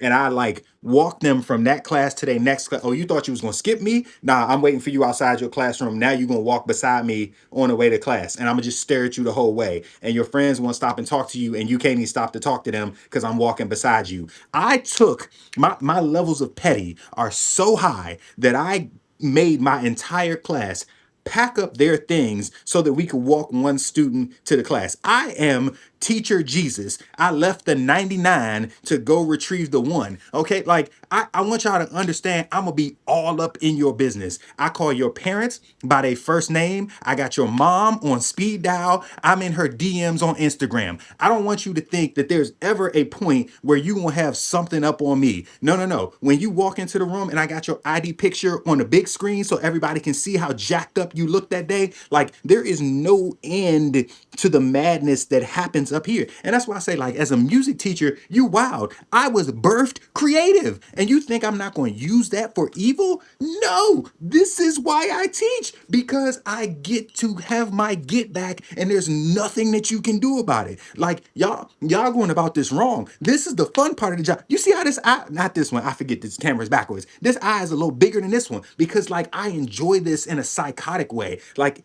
I do democracy with the hits of dictatorship. And when they meet the dictator, like everybody understands Mr. Lewis ain't that guy. Democracy with a hint of dictatorship is exactly how you need to deal with children. Straight up. Straight up. That is precisely how you need to deal with children. And also I want to say, I thoroughly enjoyed that rant, sir. Thank you very much. Yeah. So, Yeah, that was it. That was it. It works if you work it. Woo. And apply that to whatever you need in life. It works if you work it. put it on a shirt. Yeah. Put it on a shirt. Right over the nipples. It works. If you work it. Hit one for the other, right? It works if you work. If you work it. Just make sure the one you're working is the bigger one, because they're never the same size. Never the same size. Just a thing, They're the Hey, same size. ladies, which one is bigger, the left or the right? They all need love. Let us know in the comments. They all lean a little to the left. Yeah, let us know in the comments which one is bigger, the left or the right. Why y'all doing that? Let's talk about the Huxtable Effect versus the Lil Wayne Effect. Let's get to it. Now let's take a look back at positive versus negative role models. In the Huxtable years, this is actually called the Huxtable Effect in sociology. SAT scores for African American males and females went up. In 1990, 75% of black males graduated from high school. The Cosby Show mentioned that the kids were applying to Morehouse College. It's a black university. Well, in reality, the enrollments at Morehouse colleges went up 37% because of the Huxtable Effect. Now, what's the Lil Wayne Effect? SAT scores for black males went down. In 2010, only 47% of black males in the United States graduated from high school. That's down from 75%. Black males say, I like that record. I want this song. I don't want that song. That's a white guy who's making that decision. I like the song with the obscenity. I don't like the song with the politics. So we're going to have this one on the CD and not that one. You understand? Or you want to continue to work for us? So that's the story of hip-hop, according to Patricia Rose. It is the corporate sale of racism. Okay. So to add on to this conversation about the classroom, we also have a cultural thing, potentially. We got the Huxtable Effect, and we have the, quote, Lil Wayne Effect. What are your thoughts on that? Perhaps, by the way, just a little idea, just thought. Perhaps part of the difference is what the parents were watching, because the Cosby Show, we grew up on the Cosby Show, but we grew up on the Cosby Show because our parents were watching the Cosby Show, right? And then you take the Lil Wayne generation. Well, by then we were young adults, right? So we're talking circa 2004, 5, 6, 7, 8, right? And many of us became parents around that time, right? And so, what were we into at that point? Was there a Huxtable equivalent at that time? Not that I can recall. I mean, maybe there was. If I really stop and think about it, maybe. But Family Matters. not about 07, 08, 06, 07, Oh, 08. 07, 08. Now, It it it would have been those like UPN shows, but they weren't really, you know what I'm saying? Like They, it they, was they weren't they one weren't like Cosby Show one level. on one, but they were still a little more like co-parenting and like single fatherhood, and like the navigation. I mean, it was appropriate for the time, but it still had its like good lessons to it. It just wasn't necessarily the nuclear household. Right. And we often talk about how things like television and art and music, how it can shape culture. Now, of course, that doesn't mean that it's 100% going to affect 100% of people 100% of the time, but it does have an effect on culture. So again, what did we see growing up? We saw the nuclear family mostly growing up. Now, as time went on, as we got a little older, we started to see a little bit less of the nuclear family, and we started seeing a little bit more. I would argue, degeneracy became more mainstream in general. Like, and I'm not even talking about just among black culture. I'm talking about in general. Yeah. Degenerate behavior became, you know, the thing to do, right? The I won't get into specifics, but that kind of behavior became the thing to do. So could it be also that the parents were watching something that shaped culture differently, and that had an effect on what they showed and taught, and had follow-up conversations with their kids about? so all right, let me jump in here because I think that it's dual headed because I grew up in a two parent household, but I also grew up where actually both of my parents were sometimes at a point working two jobs at the same time. So my sister being the youngest, right? My sister and my brother, or my sister for that matter, is in charge, right? So it's like, watching the shows that are available, yeah, you're watching the Huxtables, the Family Matters, you know, just those things in that time. Um, and so, but if you fast forward and you go, okay, well, it's 2007, 2008, 2009, and you got parents that have to do the exact same thing. What's available for these kids to be watching? You know, what is available at this time? Because are they showing reruns? Because I got to look and research because I can't think of anything that is like a you know Huxtable Family Matters type of show that they have available to them to even give them anything. And you also have to ask, you know, what are the kids allowed to listen to influence how they think and act? Because you got some 4, 5, 6 year olds that can spit verbatim the lyrics to Lil Wayne and even not even just Lil Wayne. You can go back and they spitting like freaking 3 6 Mafia and freaking NWA stuff. Like, it's what are they being exposed to? So I mean, you have to look at both of those, right? Dual headed, because my parents wanted better for us than what they had, right? I want better for my kids than what I had. And it's like you look at the time that you spend away from your family trying to achieve these goals of having a better life. And then, but what are you leaving your kids to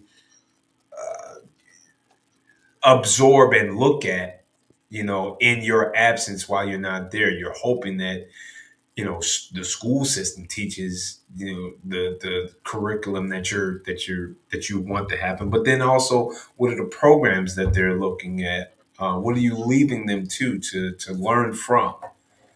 And those are some of the major concerns that's always playing in my head. It's like, right now they have access. Right now they got access to all types of stuff that we never had. We didn't have a TikTok, Instagram. We didn't have these types of devices and phones and things like everything is so sped up that I mean it's I'm gonna call it uncharted territory in that the speed at which they're exposed to more things at an alarming rate. So and we're learning how to uh, do this parent thing at the same time.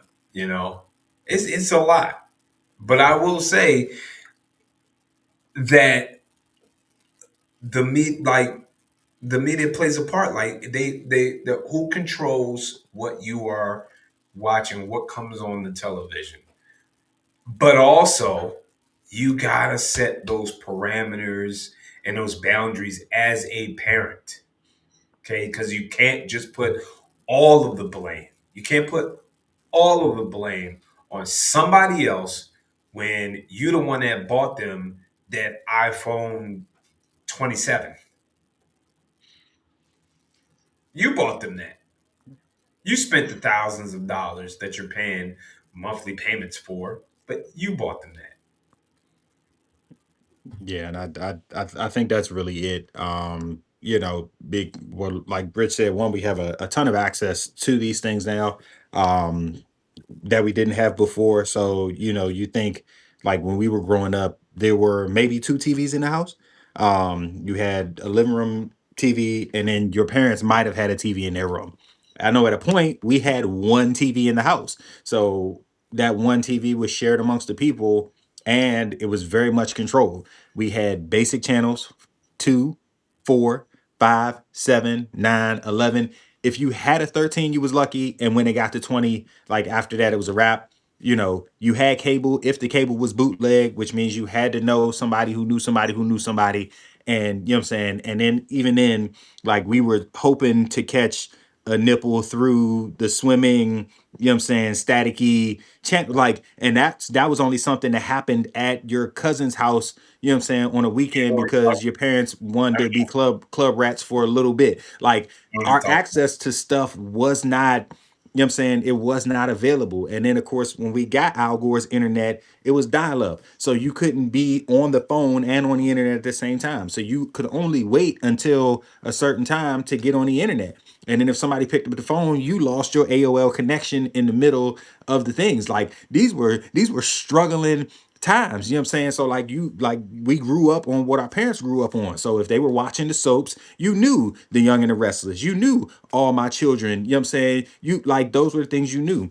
In our house, it was Wheel of Fortune and Price is Right and Jeopardy. You know what I'm saying? I saw more episodes of 2020 than I wanted to see in a lifetime. They were born. And so we counted our blessings, that we could come home at 3 o'clock and watch the Power Rangers, Green Ranger series from Monday to Friday, you know what I'm saying? And then get up on Saturday and look at Looney Tunes and Pokemon when there was only 150 of them. I can't even keep up with it now. Like, but again, like what you had access to was very, very, very limited. And then like I'll say we weren't kept away from everything, but there was balance. You know what I'm saying? Rita on the early years was a club rat. So like we did get sent to our cousins, or our cousin came and watched us. And if he was watching us, then we were looking at the box and we were looking at MTV jams and all of those things. So like you saw, you know, music videos that were recorded at Freaknik, and you know what I'm saying, a little bit more. But like we also knew on Sunday morning it was going to be gospel playing in the house, breakfast being made, and we were going to church. And you did children's church, and you did regular church, and you did fellowship hour after church. And then you came home and everybody from the church came to your house for dinner. So there was more church stuff. Like the balance was there. So you learned how to be a decent person. Like even if you went somewhere and became indecent, because when we were playing with each other on the playground, if you started rustling and tussling with somebody from the neighborhood, y'all might have cussed each other out in the parking lot, but you didn't take that language back to your house, and you didn't take that language to your friend's house, because you knew their parent was going to smack you, then walk you home, tell your parent, and then your parent was going to smack you. Like the community, you know what I'm saying, made that difference. So like it's a lot of things that went into it. But like I won't say we didn't, you know, to some extent have the same things that they're seeing now, but it is one of the things I can appreciate. Like I'll always reference K2. He's like so oblivious to stuff, and I want him to stay as innocent as he can for as long as he can. So I am constantly monitoring what he's watching. You know, he heard gay in like some video that came on. I shut the video off. Then he went to school and said it. So now once we find that out, we got to have a whole nother conversation. And of course he had no idea what it meant. He just heard somebody else say it. So then he said it. And now, you know, like, so those are opportunities to teach without making your child feel bad, because they are still in the process of learning. So like, you know, we're missing golden opportunities to be the teachers. Yes, the shows we used to see had all them lessons. Like you know, a lot of this stuff is on Netflix and Tubi now. You can go back and watch it, and they're like, hey, you know, talk to your kids about smoking dope, you know, and hey, like HIV is affecting our communities, and hey, don't bring guns to school. Like that was the ending message in a lot of, you know, those sitcoms that we watched. And now we have perfect opportunities to have those conversations for ourselves. And that's a lot of the stuff that, you know, I talk to him about when I feel like it's appropriate, and I will talk to him about when I feel like it's appropriate. I think one of the biggest blessings for me of teaching high school is I get to prep for what it's going to be like when he hits that point, because I see how kids are when they can't talk to their parents, and I see how kids are when they can talk to their parents, and I see, you know, what kids look like when they're questioning their sexuality. I see what kids look like when they're, you know, experimenting with drugs, when they're questioning, you know, like having sex for the first time, you know, when they're around people who are bad influence. Like I'm seeing all of these things firsthand. So it's, you know, it's little notes that I'm making in my book. We like we we we have access to so much stuff that we can pour in the right way to our kids. So like I, you know, I don't necessarily, and I was hyper protective at a point where all we wrote, and still for the most part all we listen to in the car is gospel when we're riding. But like I know he's heard some popular songs. Like he goes to the gym with his mother and they play ratchet music when they work out. He knows, you know, so then our conversation is, these words are good words, these words are bad words. So even if you hear it, you don't say it. So like there's just certain stuff you can't shield them from, but you get a chance to educate them. Um, so like we're definitely in a Lil Wayne generation, but we can choose to be the Huxtables, is I guess what I'm saying. Yeah, yeah, yeah. Well said. Well said. Well said. I'll leave that there. That's very, very good points made by both of you. And I think we got a couple amens in the chat. So yeah, yeah. So again, well said. Well said. Cool, man. Last thing I wanna get to is, well, I think it'll lead to G&T. We shall see. I think so. Let's talk about this last thing real quick for the road. Here we go. We always don't ask about taxes. Taxes, then. Let's do it. William, what's up? What's up? I remember you, William. Don't talk to me like I owe you something. I didn't say that. Hey, boy, can I get something, please? No. When we was younger. Yeah, but I think I forgot. I'm homeless, boy. So what that got to do with me? I ain't do that. Oh, shit. Take care of my kids. Can I get a picture of my sister? Well. Oh, I thought you were about to sing the Big Show's theme music. Man, I might have. Well, Well, it's the Big Show. It's got to be a fair foul because I mean, basically, I was gonna say I don't know that this one's gonna get us to G&T. This about to be the shortest. yeah, because I see no problems with anything Tracy did, but it does bring up like if that was it seems like it was childhood acquaintance, I'll say. Childhood acquaintance. Some people do leave a lasting memory. And you never know. It was something that we used to say at work. So I've been in some capacity working with the government since 2012, and we always used to say probably around. They probably started it, of course, before me, but it was always a saying of you never know who your supervisor might be because you stay in long enough. People move around. People know how to talk to certain people, and people know how to just move about, or they're really hard workers and really again they make things happen. You never know who's going to be in a position of power or just a supervisor. And so here, Tracy's like, okay, I remember you. I remember you. I don't owe you anything. And I remember what you did. Now, I don't owe you anything and I'm not gonna do you no harm, but guess what? You ain't getting nothing off of me. Like, why? What?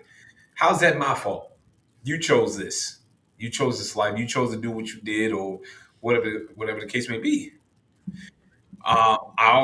It did seem like some trauma was in there. And some people would have handled it differently, I guess, and wish that man all the best and all of that. But at the same time, I mean, that could just be who he is on the other side. Is like, hey, do you? Why you coming to me for a handout? We weren't like that back then. We ain't like that now. I don't owe you nothing. Why you? What you want from me?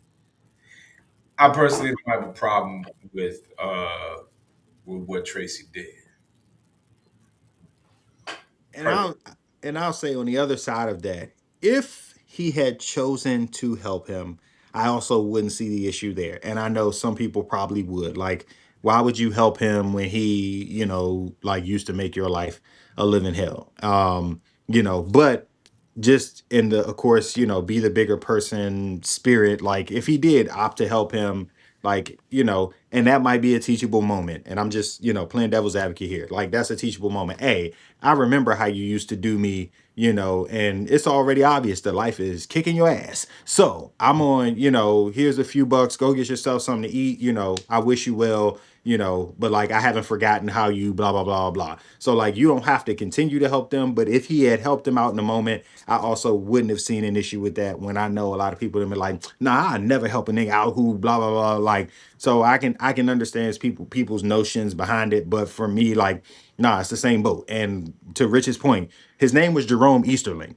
And he tormented me in the 5th and 6th grade And he was one of them ones who, you know, had to follow with his finger to read sentences and like very often didn't want to read out loud. So like that kind of person in the classroom, when they weren't academically gifted, then created issues, you know what I'm saying, like in the classroom. They wanted special attention because they didn't know how to seek attention as an academic. And for me, like I was an academic. I was the one who you're like a brother to me, which like still messes with me to this day. So you know what? Fine, let's do it. What you know, there are some things that we work out with God in therapy, and one of them is our own insecurities. Let's talk about it. Yeah, I did it.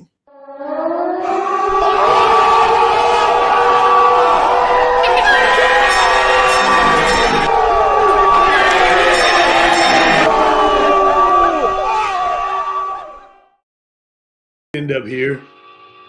Here we go. Now, listen. Wait. Before you read the card, though, I want to say something, and I don't know if this will lead into what the card says, because of course we never know. Were you finished? What else? What else you were saying? I didn't want to cut Well, you I off mean, here. it was all gonna go together. So you go ahead, then I'm finna, you know. Word. So, all right. Fair or foul? The answer is yes, because it's fair, completely, totally understand it. But also it's foul. But let me explain. Okay. As my mama and a few other pastors that have been in my life would say, since we are in the God and therapy room, as they would say, it may be a good idea, but is it a God idea? Okay. So, was what Tracy Morgan did a good idea? Yes. Absolutely. 100%. Totally get it. Not mad. Kind of feel the same way. Right? Was it a God idea? Well, if you open your Bibles to the book of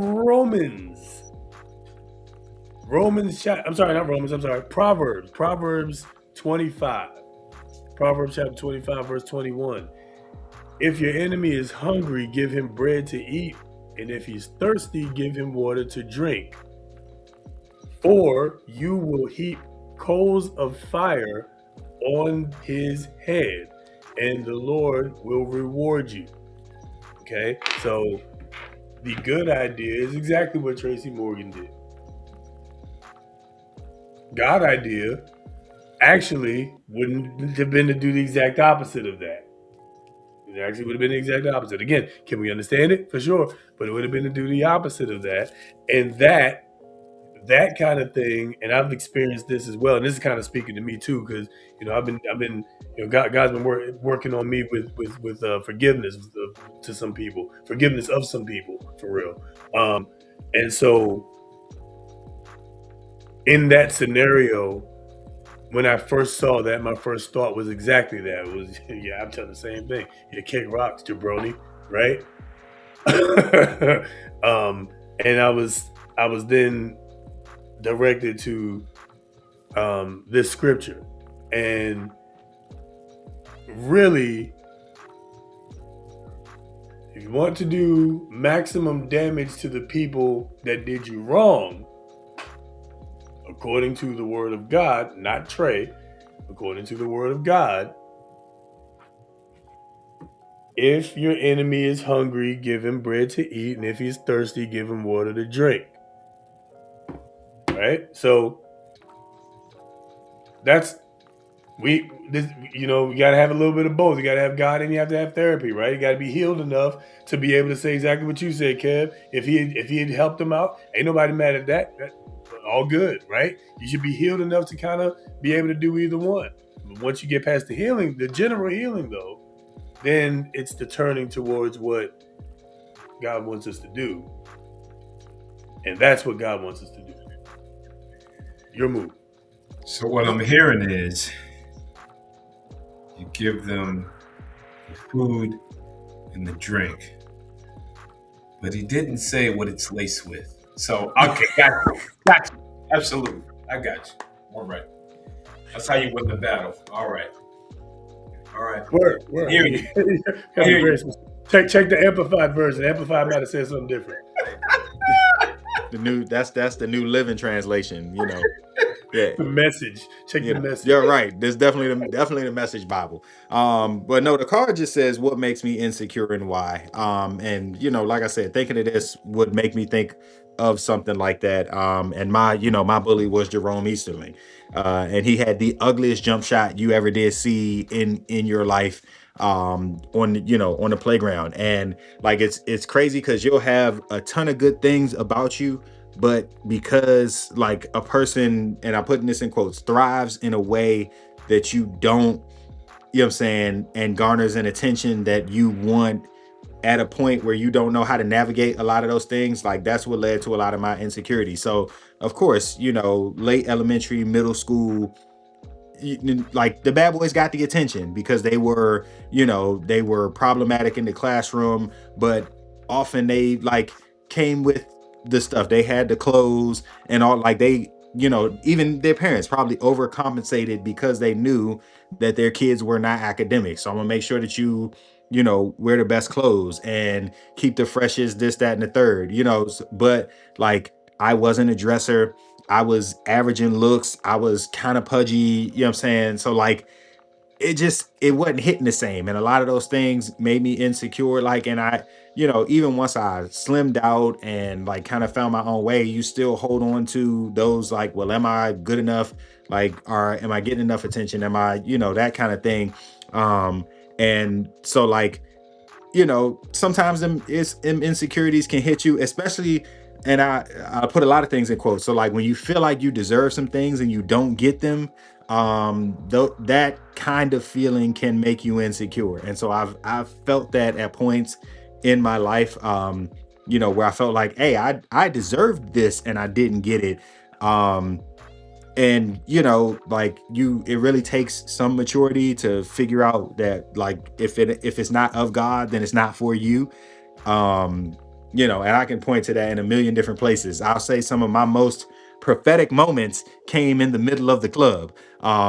We were at Eden's Lounge one time and I was supposed to host a party, and like I was set up with the promoters and the DJs and all of that, and the owners were like, hey, we don't know him, so he can't host for us.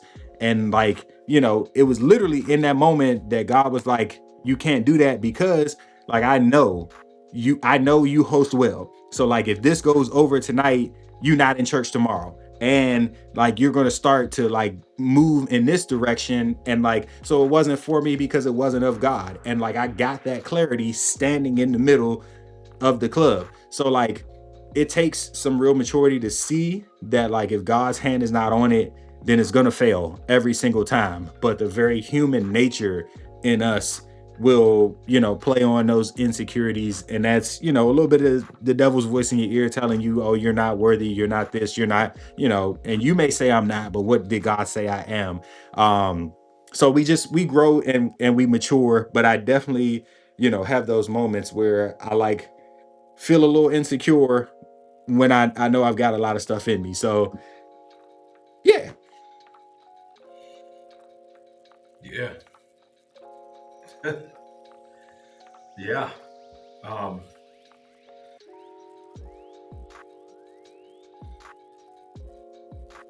What was that question again? What makes me insecure? Because these are self-reflection questions. So what makes me insecure and why? Oof. Man.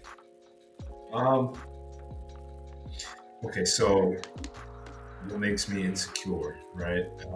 And of course that leads back into like, trauma or failures or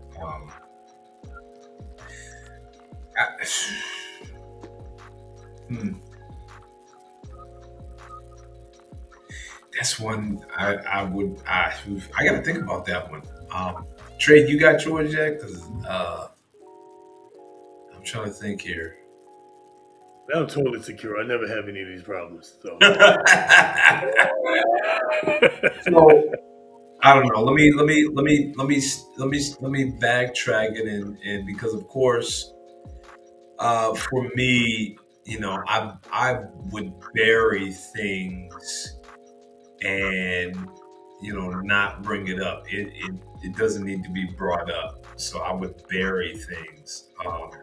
I know I do a lot and I try to work as hard as I can to provide for my family, to provide a better just standard of living, to do better um, than what my parents did. And what is that? Where does that stem from? It's like why am I working so hard to try to do better than what the way of life that I had? Because um, that took like looking back, it took a lot um, of time away from having your parents there more often, right? Because they work all these jobs and then they're tired. Not to say that, again, not to say that they weren't there, period. Because I had I've had my parents in my life. I had extended parents. I had the upbringing, right? But what does that stem from? I mean, there's that portion there that I do think about.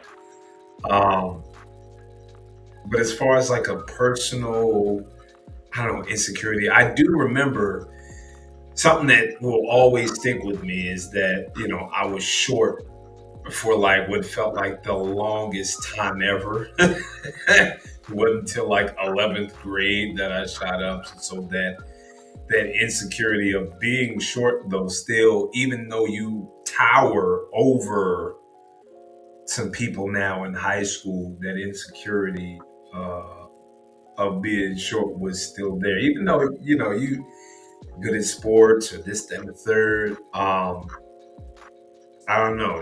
That is a moment where it's like you just haven't made a shift. Like you're just like you're in that moment because anything can trigger, you know, you being a short guy again. So, um, yeah, I don't know. I don't know how to answer this one here. That's funny. And again, so maybe it's because, and maybe that's why I just work so hard is because of like, maybe I'm trying to prove that, um, I can get to this next level or this standard that's beyond what I had growing up. Because I don't want to, I want them to have them as in, my kids, that I have something better than what I had. And so maybe if I fail, then I feel like I'm that short guy again. I don't know. And again, shout out to the short guys out there, short kings, you guys. But again, we're talking about personal reflections. I don't know, maybe this, I've never really tried to dig deep in that. Like, I don't know. That's probably why you need a therapist, Shout out to the therapist. Yeah. And shout out to the short kings. Shout out to the short kings, man. Shout out to the short king. Shout out to the therapist. Shout out to the friends who feel like therapy. Yeah. How about that? How about that? How about the friends you can have therapy with? You know what I mean? Where a conversation turns into a therapy session. But yeah, one more thing about the short kings, man. My daddy was a short king. I'm 6'4". My daddy was 5'6". My daddy was a short king. You know what I'm saying? That's crazy. That's crazy. So where does the height come from in your family? My grandfather on my mother's side, he was 6'4". Yeah, and literally everybody else is like 5'5" or less. That's crazy. I know you be thanking the Lord every day. Every day. As I look down on the rest of no, I'm kidding. All right. Seriously, I'd be at the train station looking around like, God dang, these suckers. It could have been me.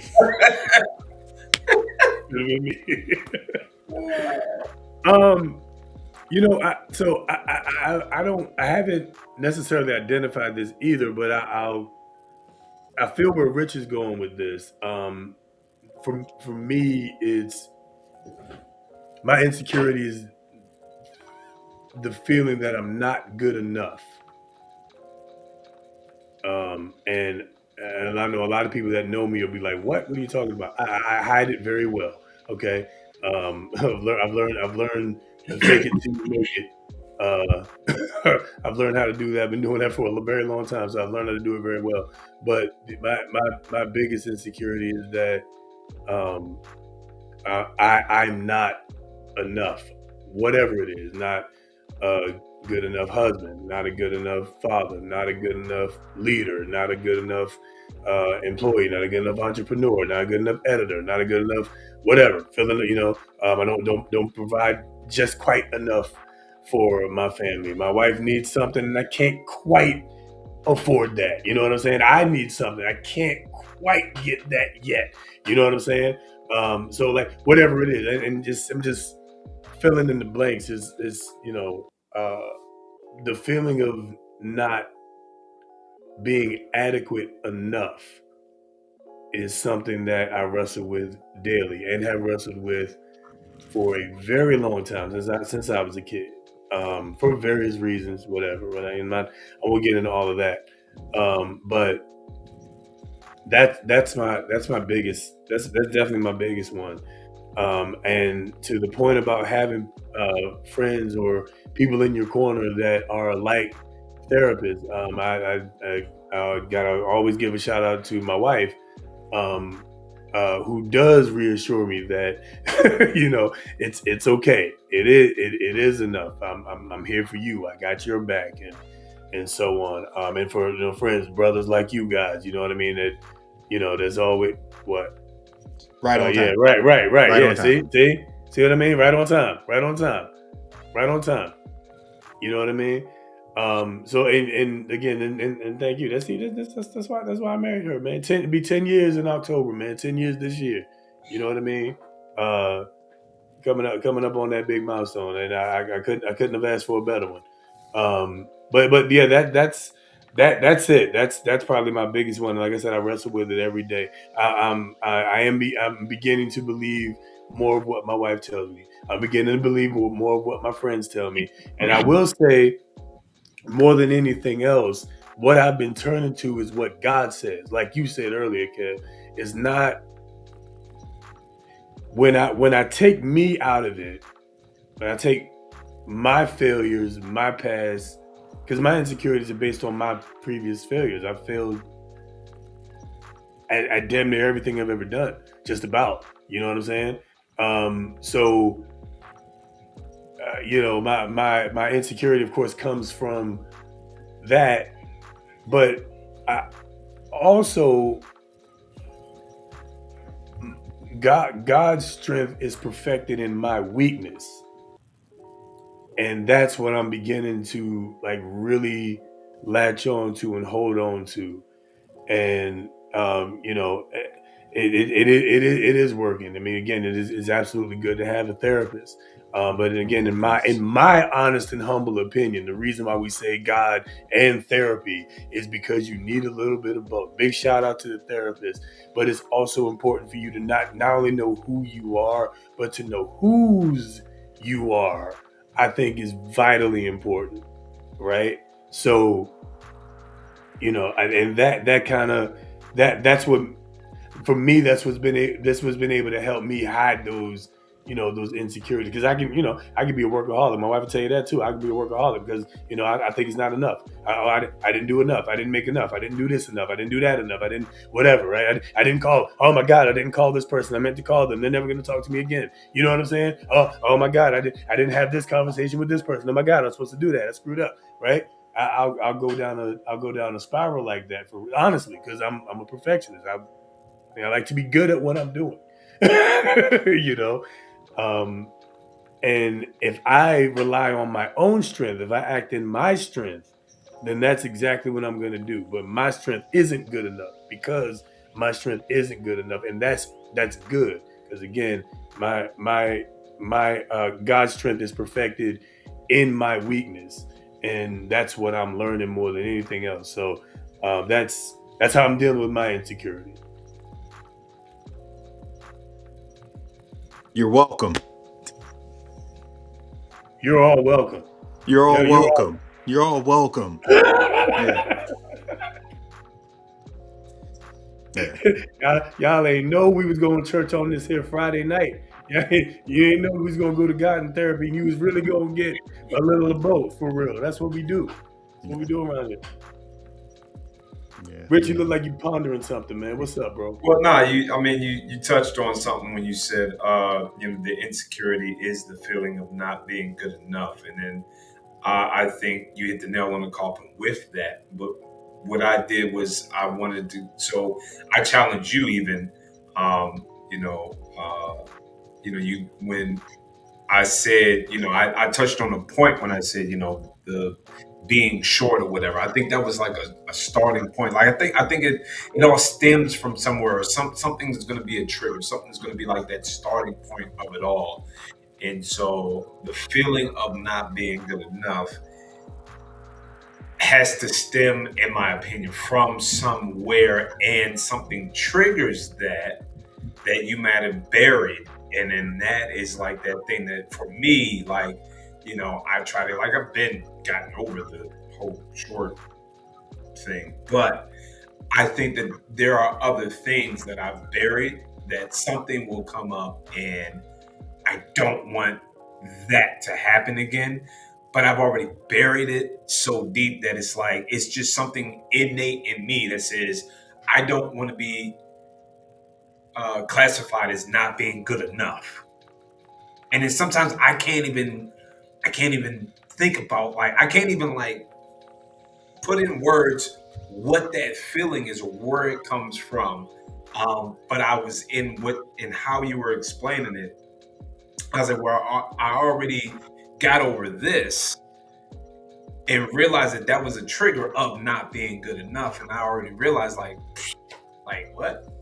Being short, like, and so now in my mind, I'm like, okay, now maybe I do need to, like I said in the beginning, take some time to find that place of peace, to actually have the time to go deeper into finding out those things. And maybe that does require a therapist, right? That's why we talk about God in therapy. Definitely God.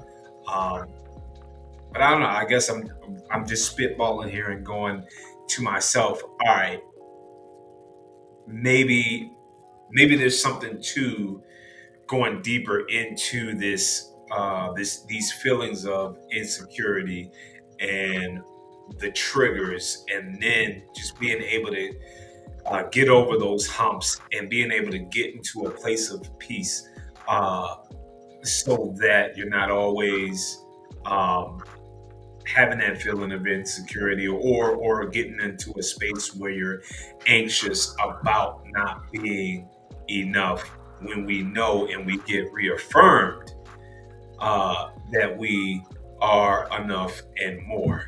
Giggity. Yeah.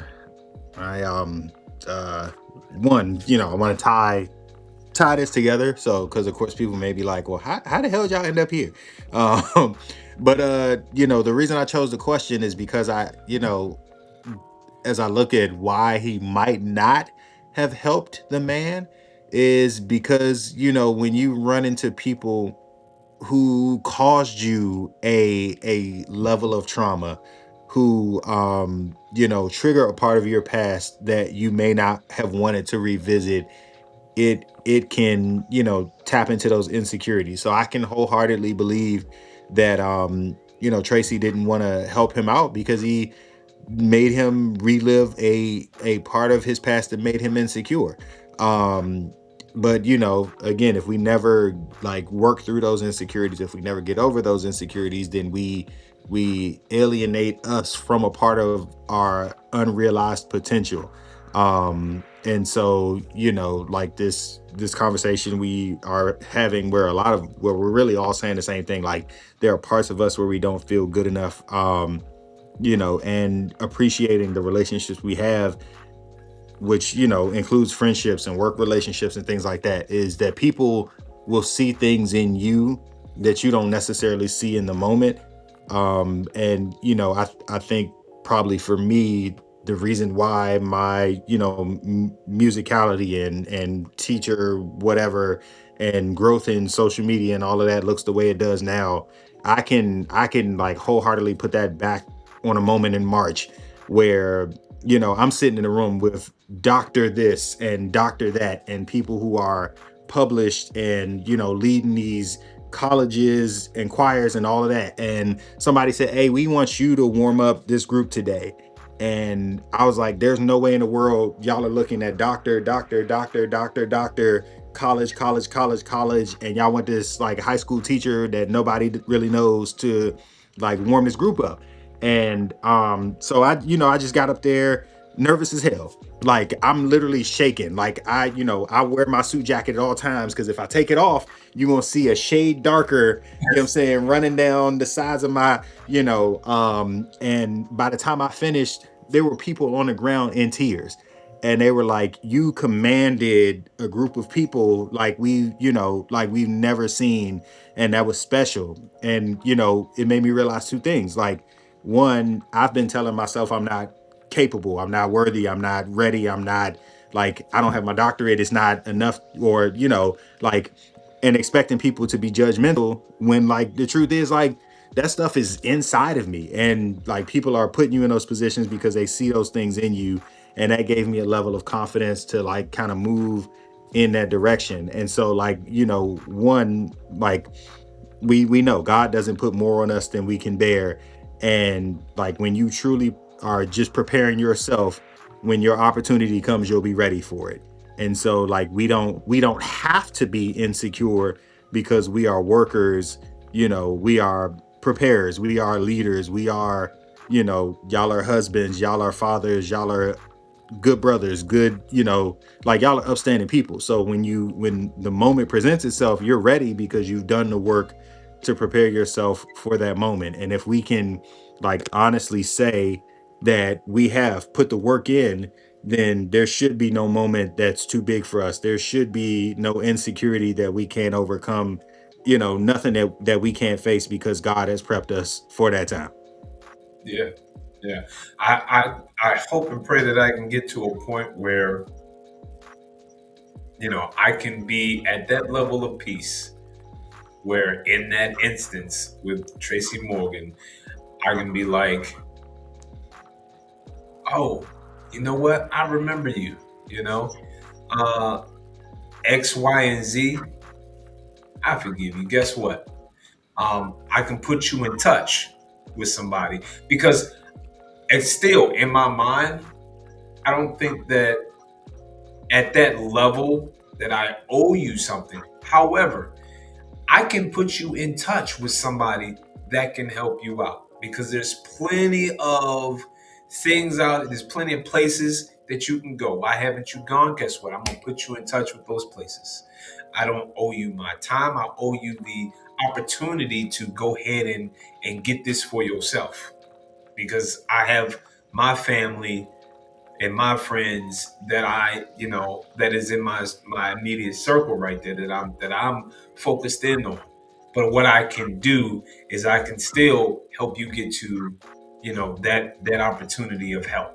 And I can have that ready and available. I can be prepared to help you receive that help. And I think that is something that, would be owed. I could find the peace in, hey, you know what? I do remember you.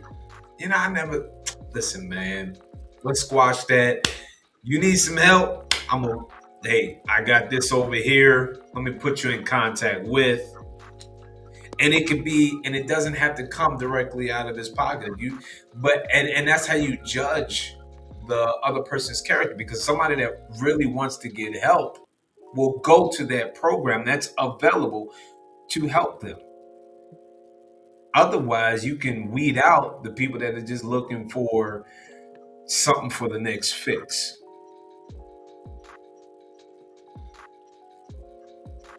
Yep. I don't know. Yep. I mean, yeah, no, y'all are y'all are hitting the nail on the head, man. I'm gonna wrap this up with another scripture, Romans 13 verse 8.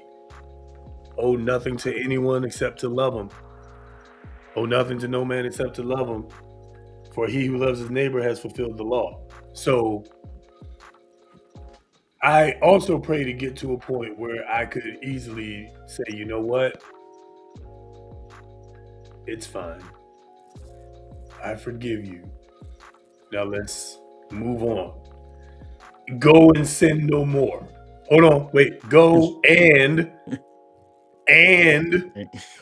sin no more. All right. Okay. But yeah, but I pray to also get to that point. And it's hard because of course there's knowing what to do and doing that thing in the moment in real time, right? And so that's again, of course, as you said, that's where therapy, if you need that or want that, I think that's a good thing.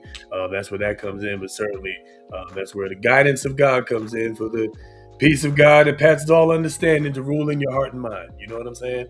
So that's what it is. That's what it is. Good stuff, man. That's good conversation, y'all. I hope y'all enjoyed that conversation. Real talk. I hope everybody enjoyed that conversation. Giving y'all game for free over here. Is you picking up what we putting down?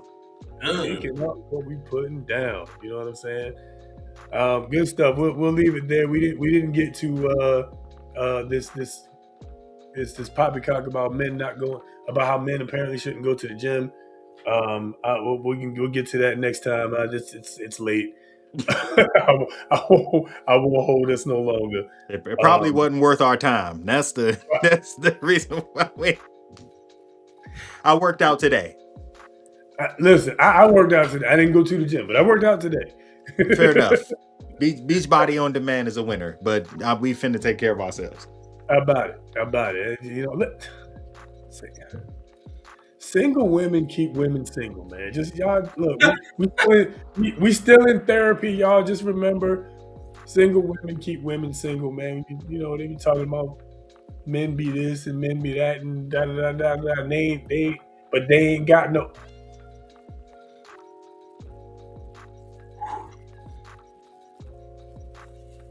I'm looking for the music track so I can take us out of here, Kev. There we go. Wait for the music to save me. Okay. All right, there we go. Yeah, that's more like it. We good. Thank y'all. We appreciate all of y'all.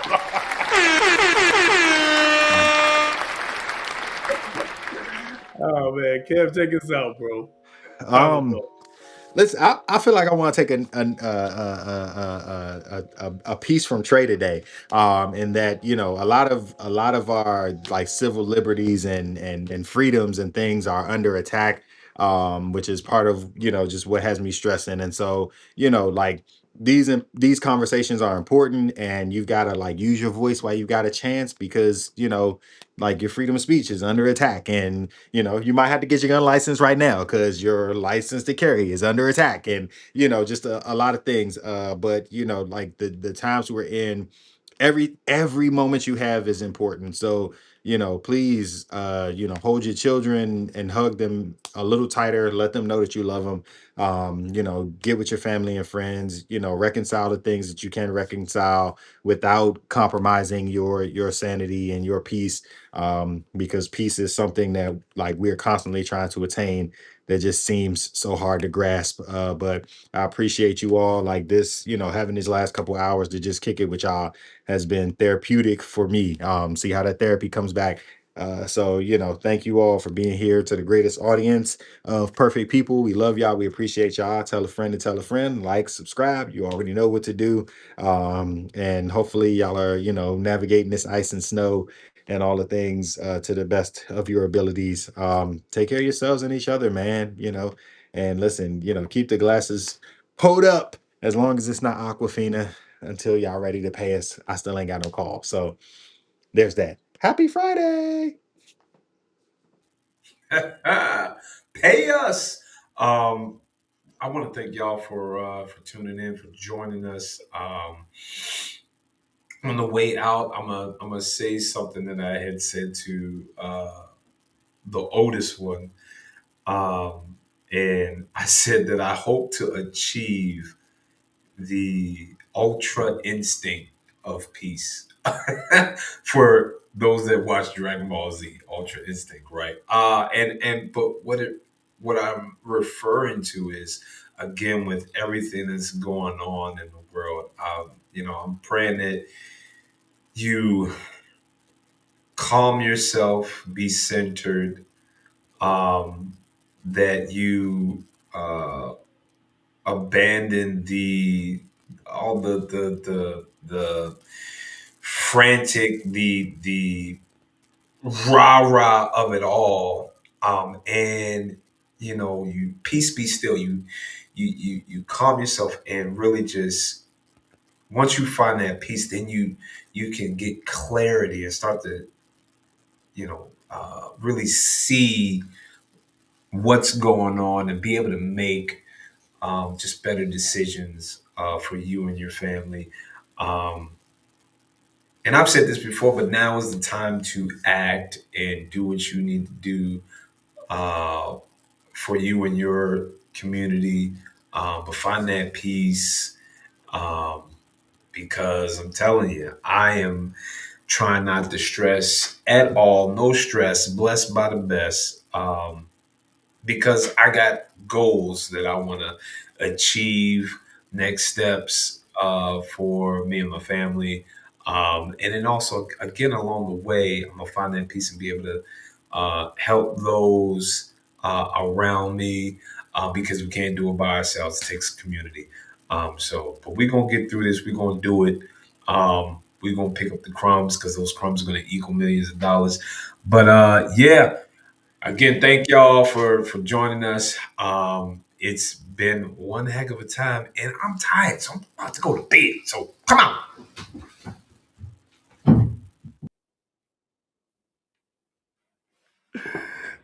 Man, I thoroughly enjoyed chopping it up with the brothers tonight, man. Thoroughly enjoyed it. And I hope you guys enjoyed it as well.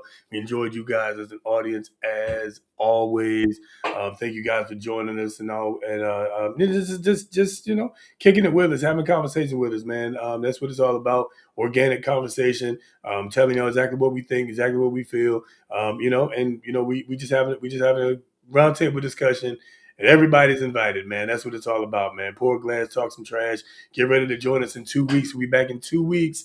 That is the day before Valentine's Day. So that'll probably be a themed episode. So get ready for that. All right. Valentine's Day theme in a couple of weeks is going down. But with all that being said, we'll have a lot of things happening. The Super Bowl will have just passed. All the things we talked about, Pro Bowl, Royal Rumble, All-Star Weekend is going to be coming up. A lot of stuff's going down. And there are a lot of things happening in the world of politics, and so on and so forth. And this is what I'm going to tell you. I'm going to tell you the same thing I always tell you, which is to believe none of what you hear and only half of what you see, right? Because there is a war going on for your mind.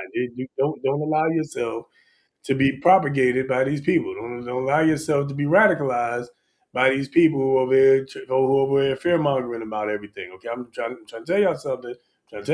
That fear mongering will cost people their lives, and it already did cost 2 people their lives in Minnesota in the last week. All right, so don't allow yourself to be whatever you think, whatever you feel, whatever. Don't allow yourself to be radicalized into doing something dumb and losing your life over it. That's what I'm saying. All right. That all being said, we always appreciate you guys. Remember, no matter what, always stay skeptical, always stay informed, always question the narrative, and be ready to get back with us in 2 weeks where we talk about a whole host of other things. That's it. We out of here, man. Thank y'all one more time.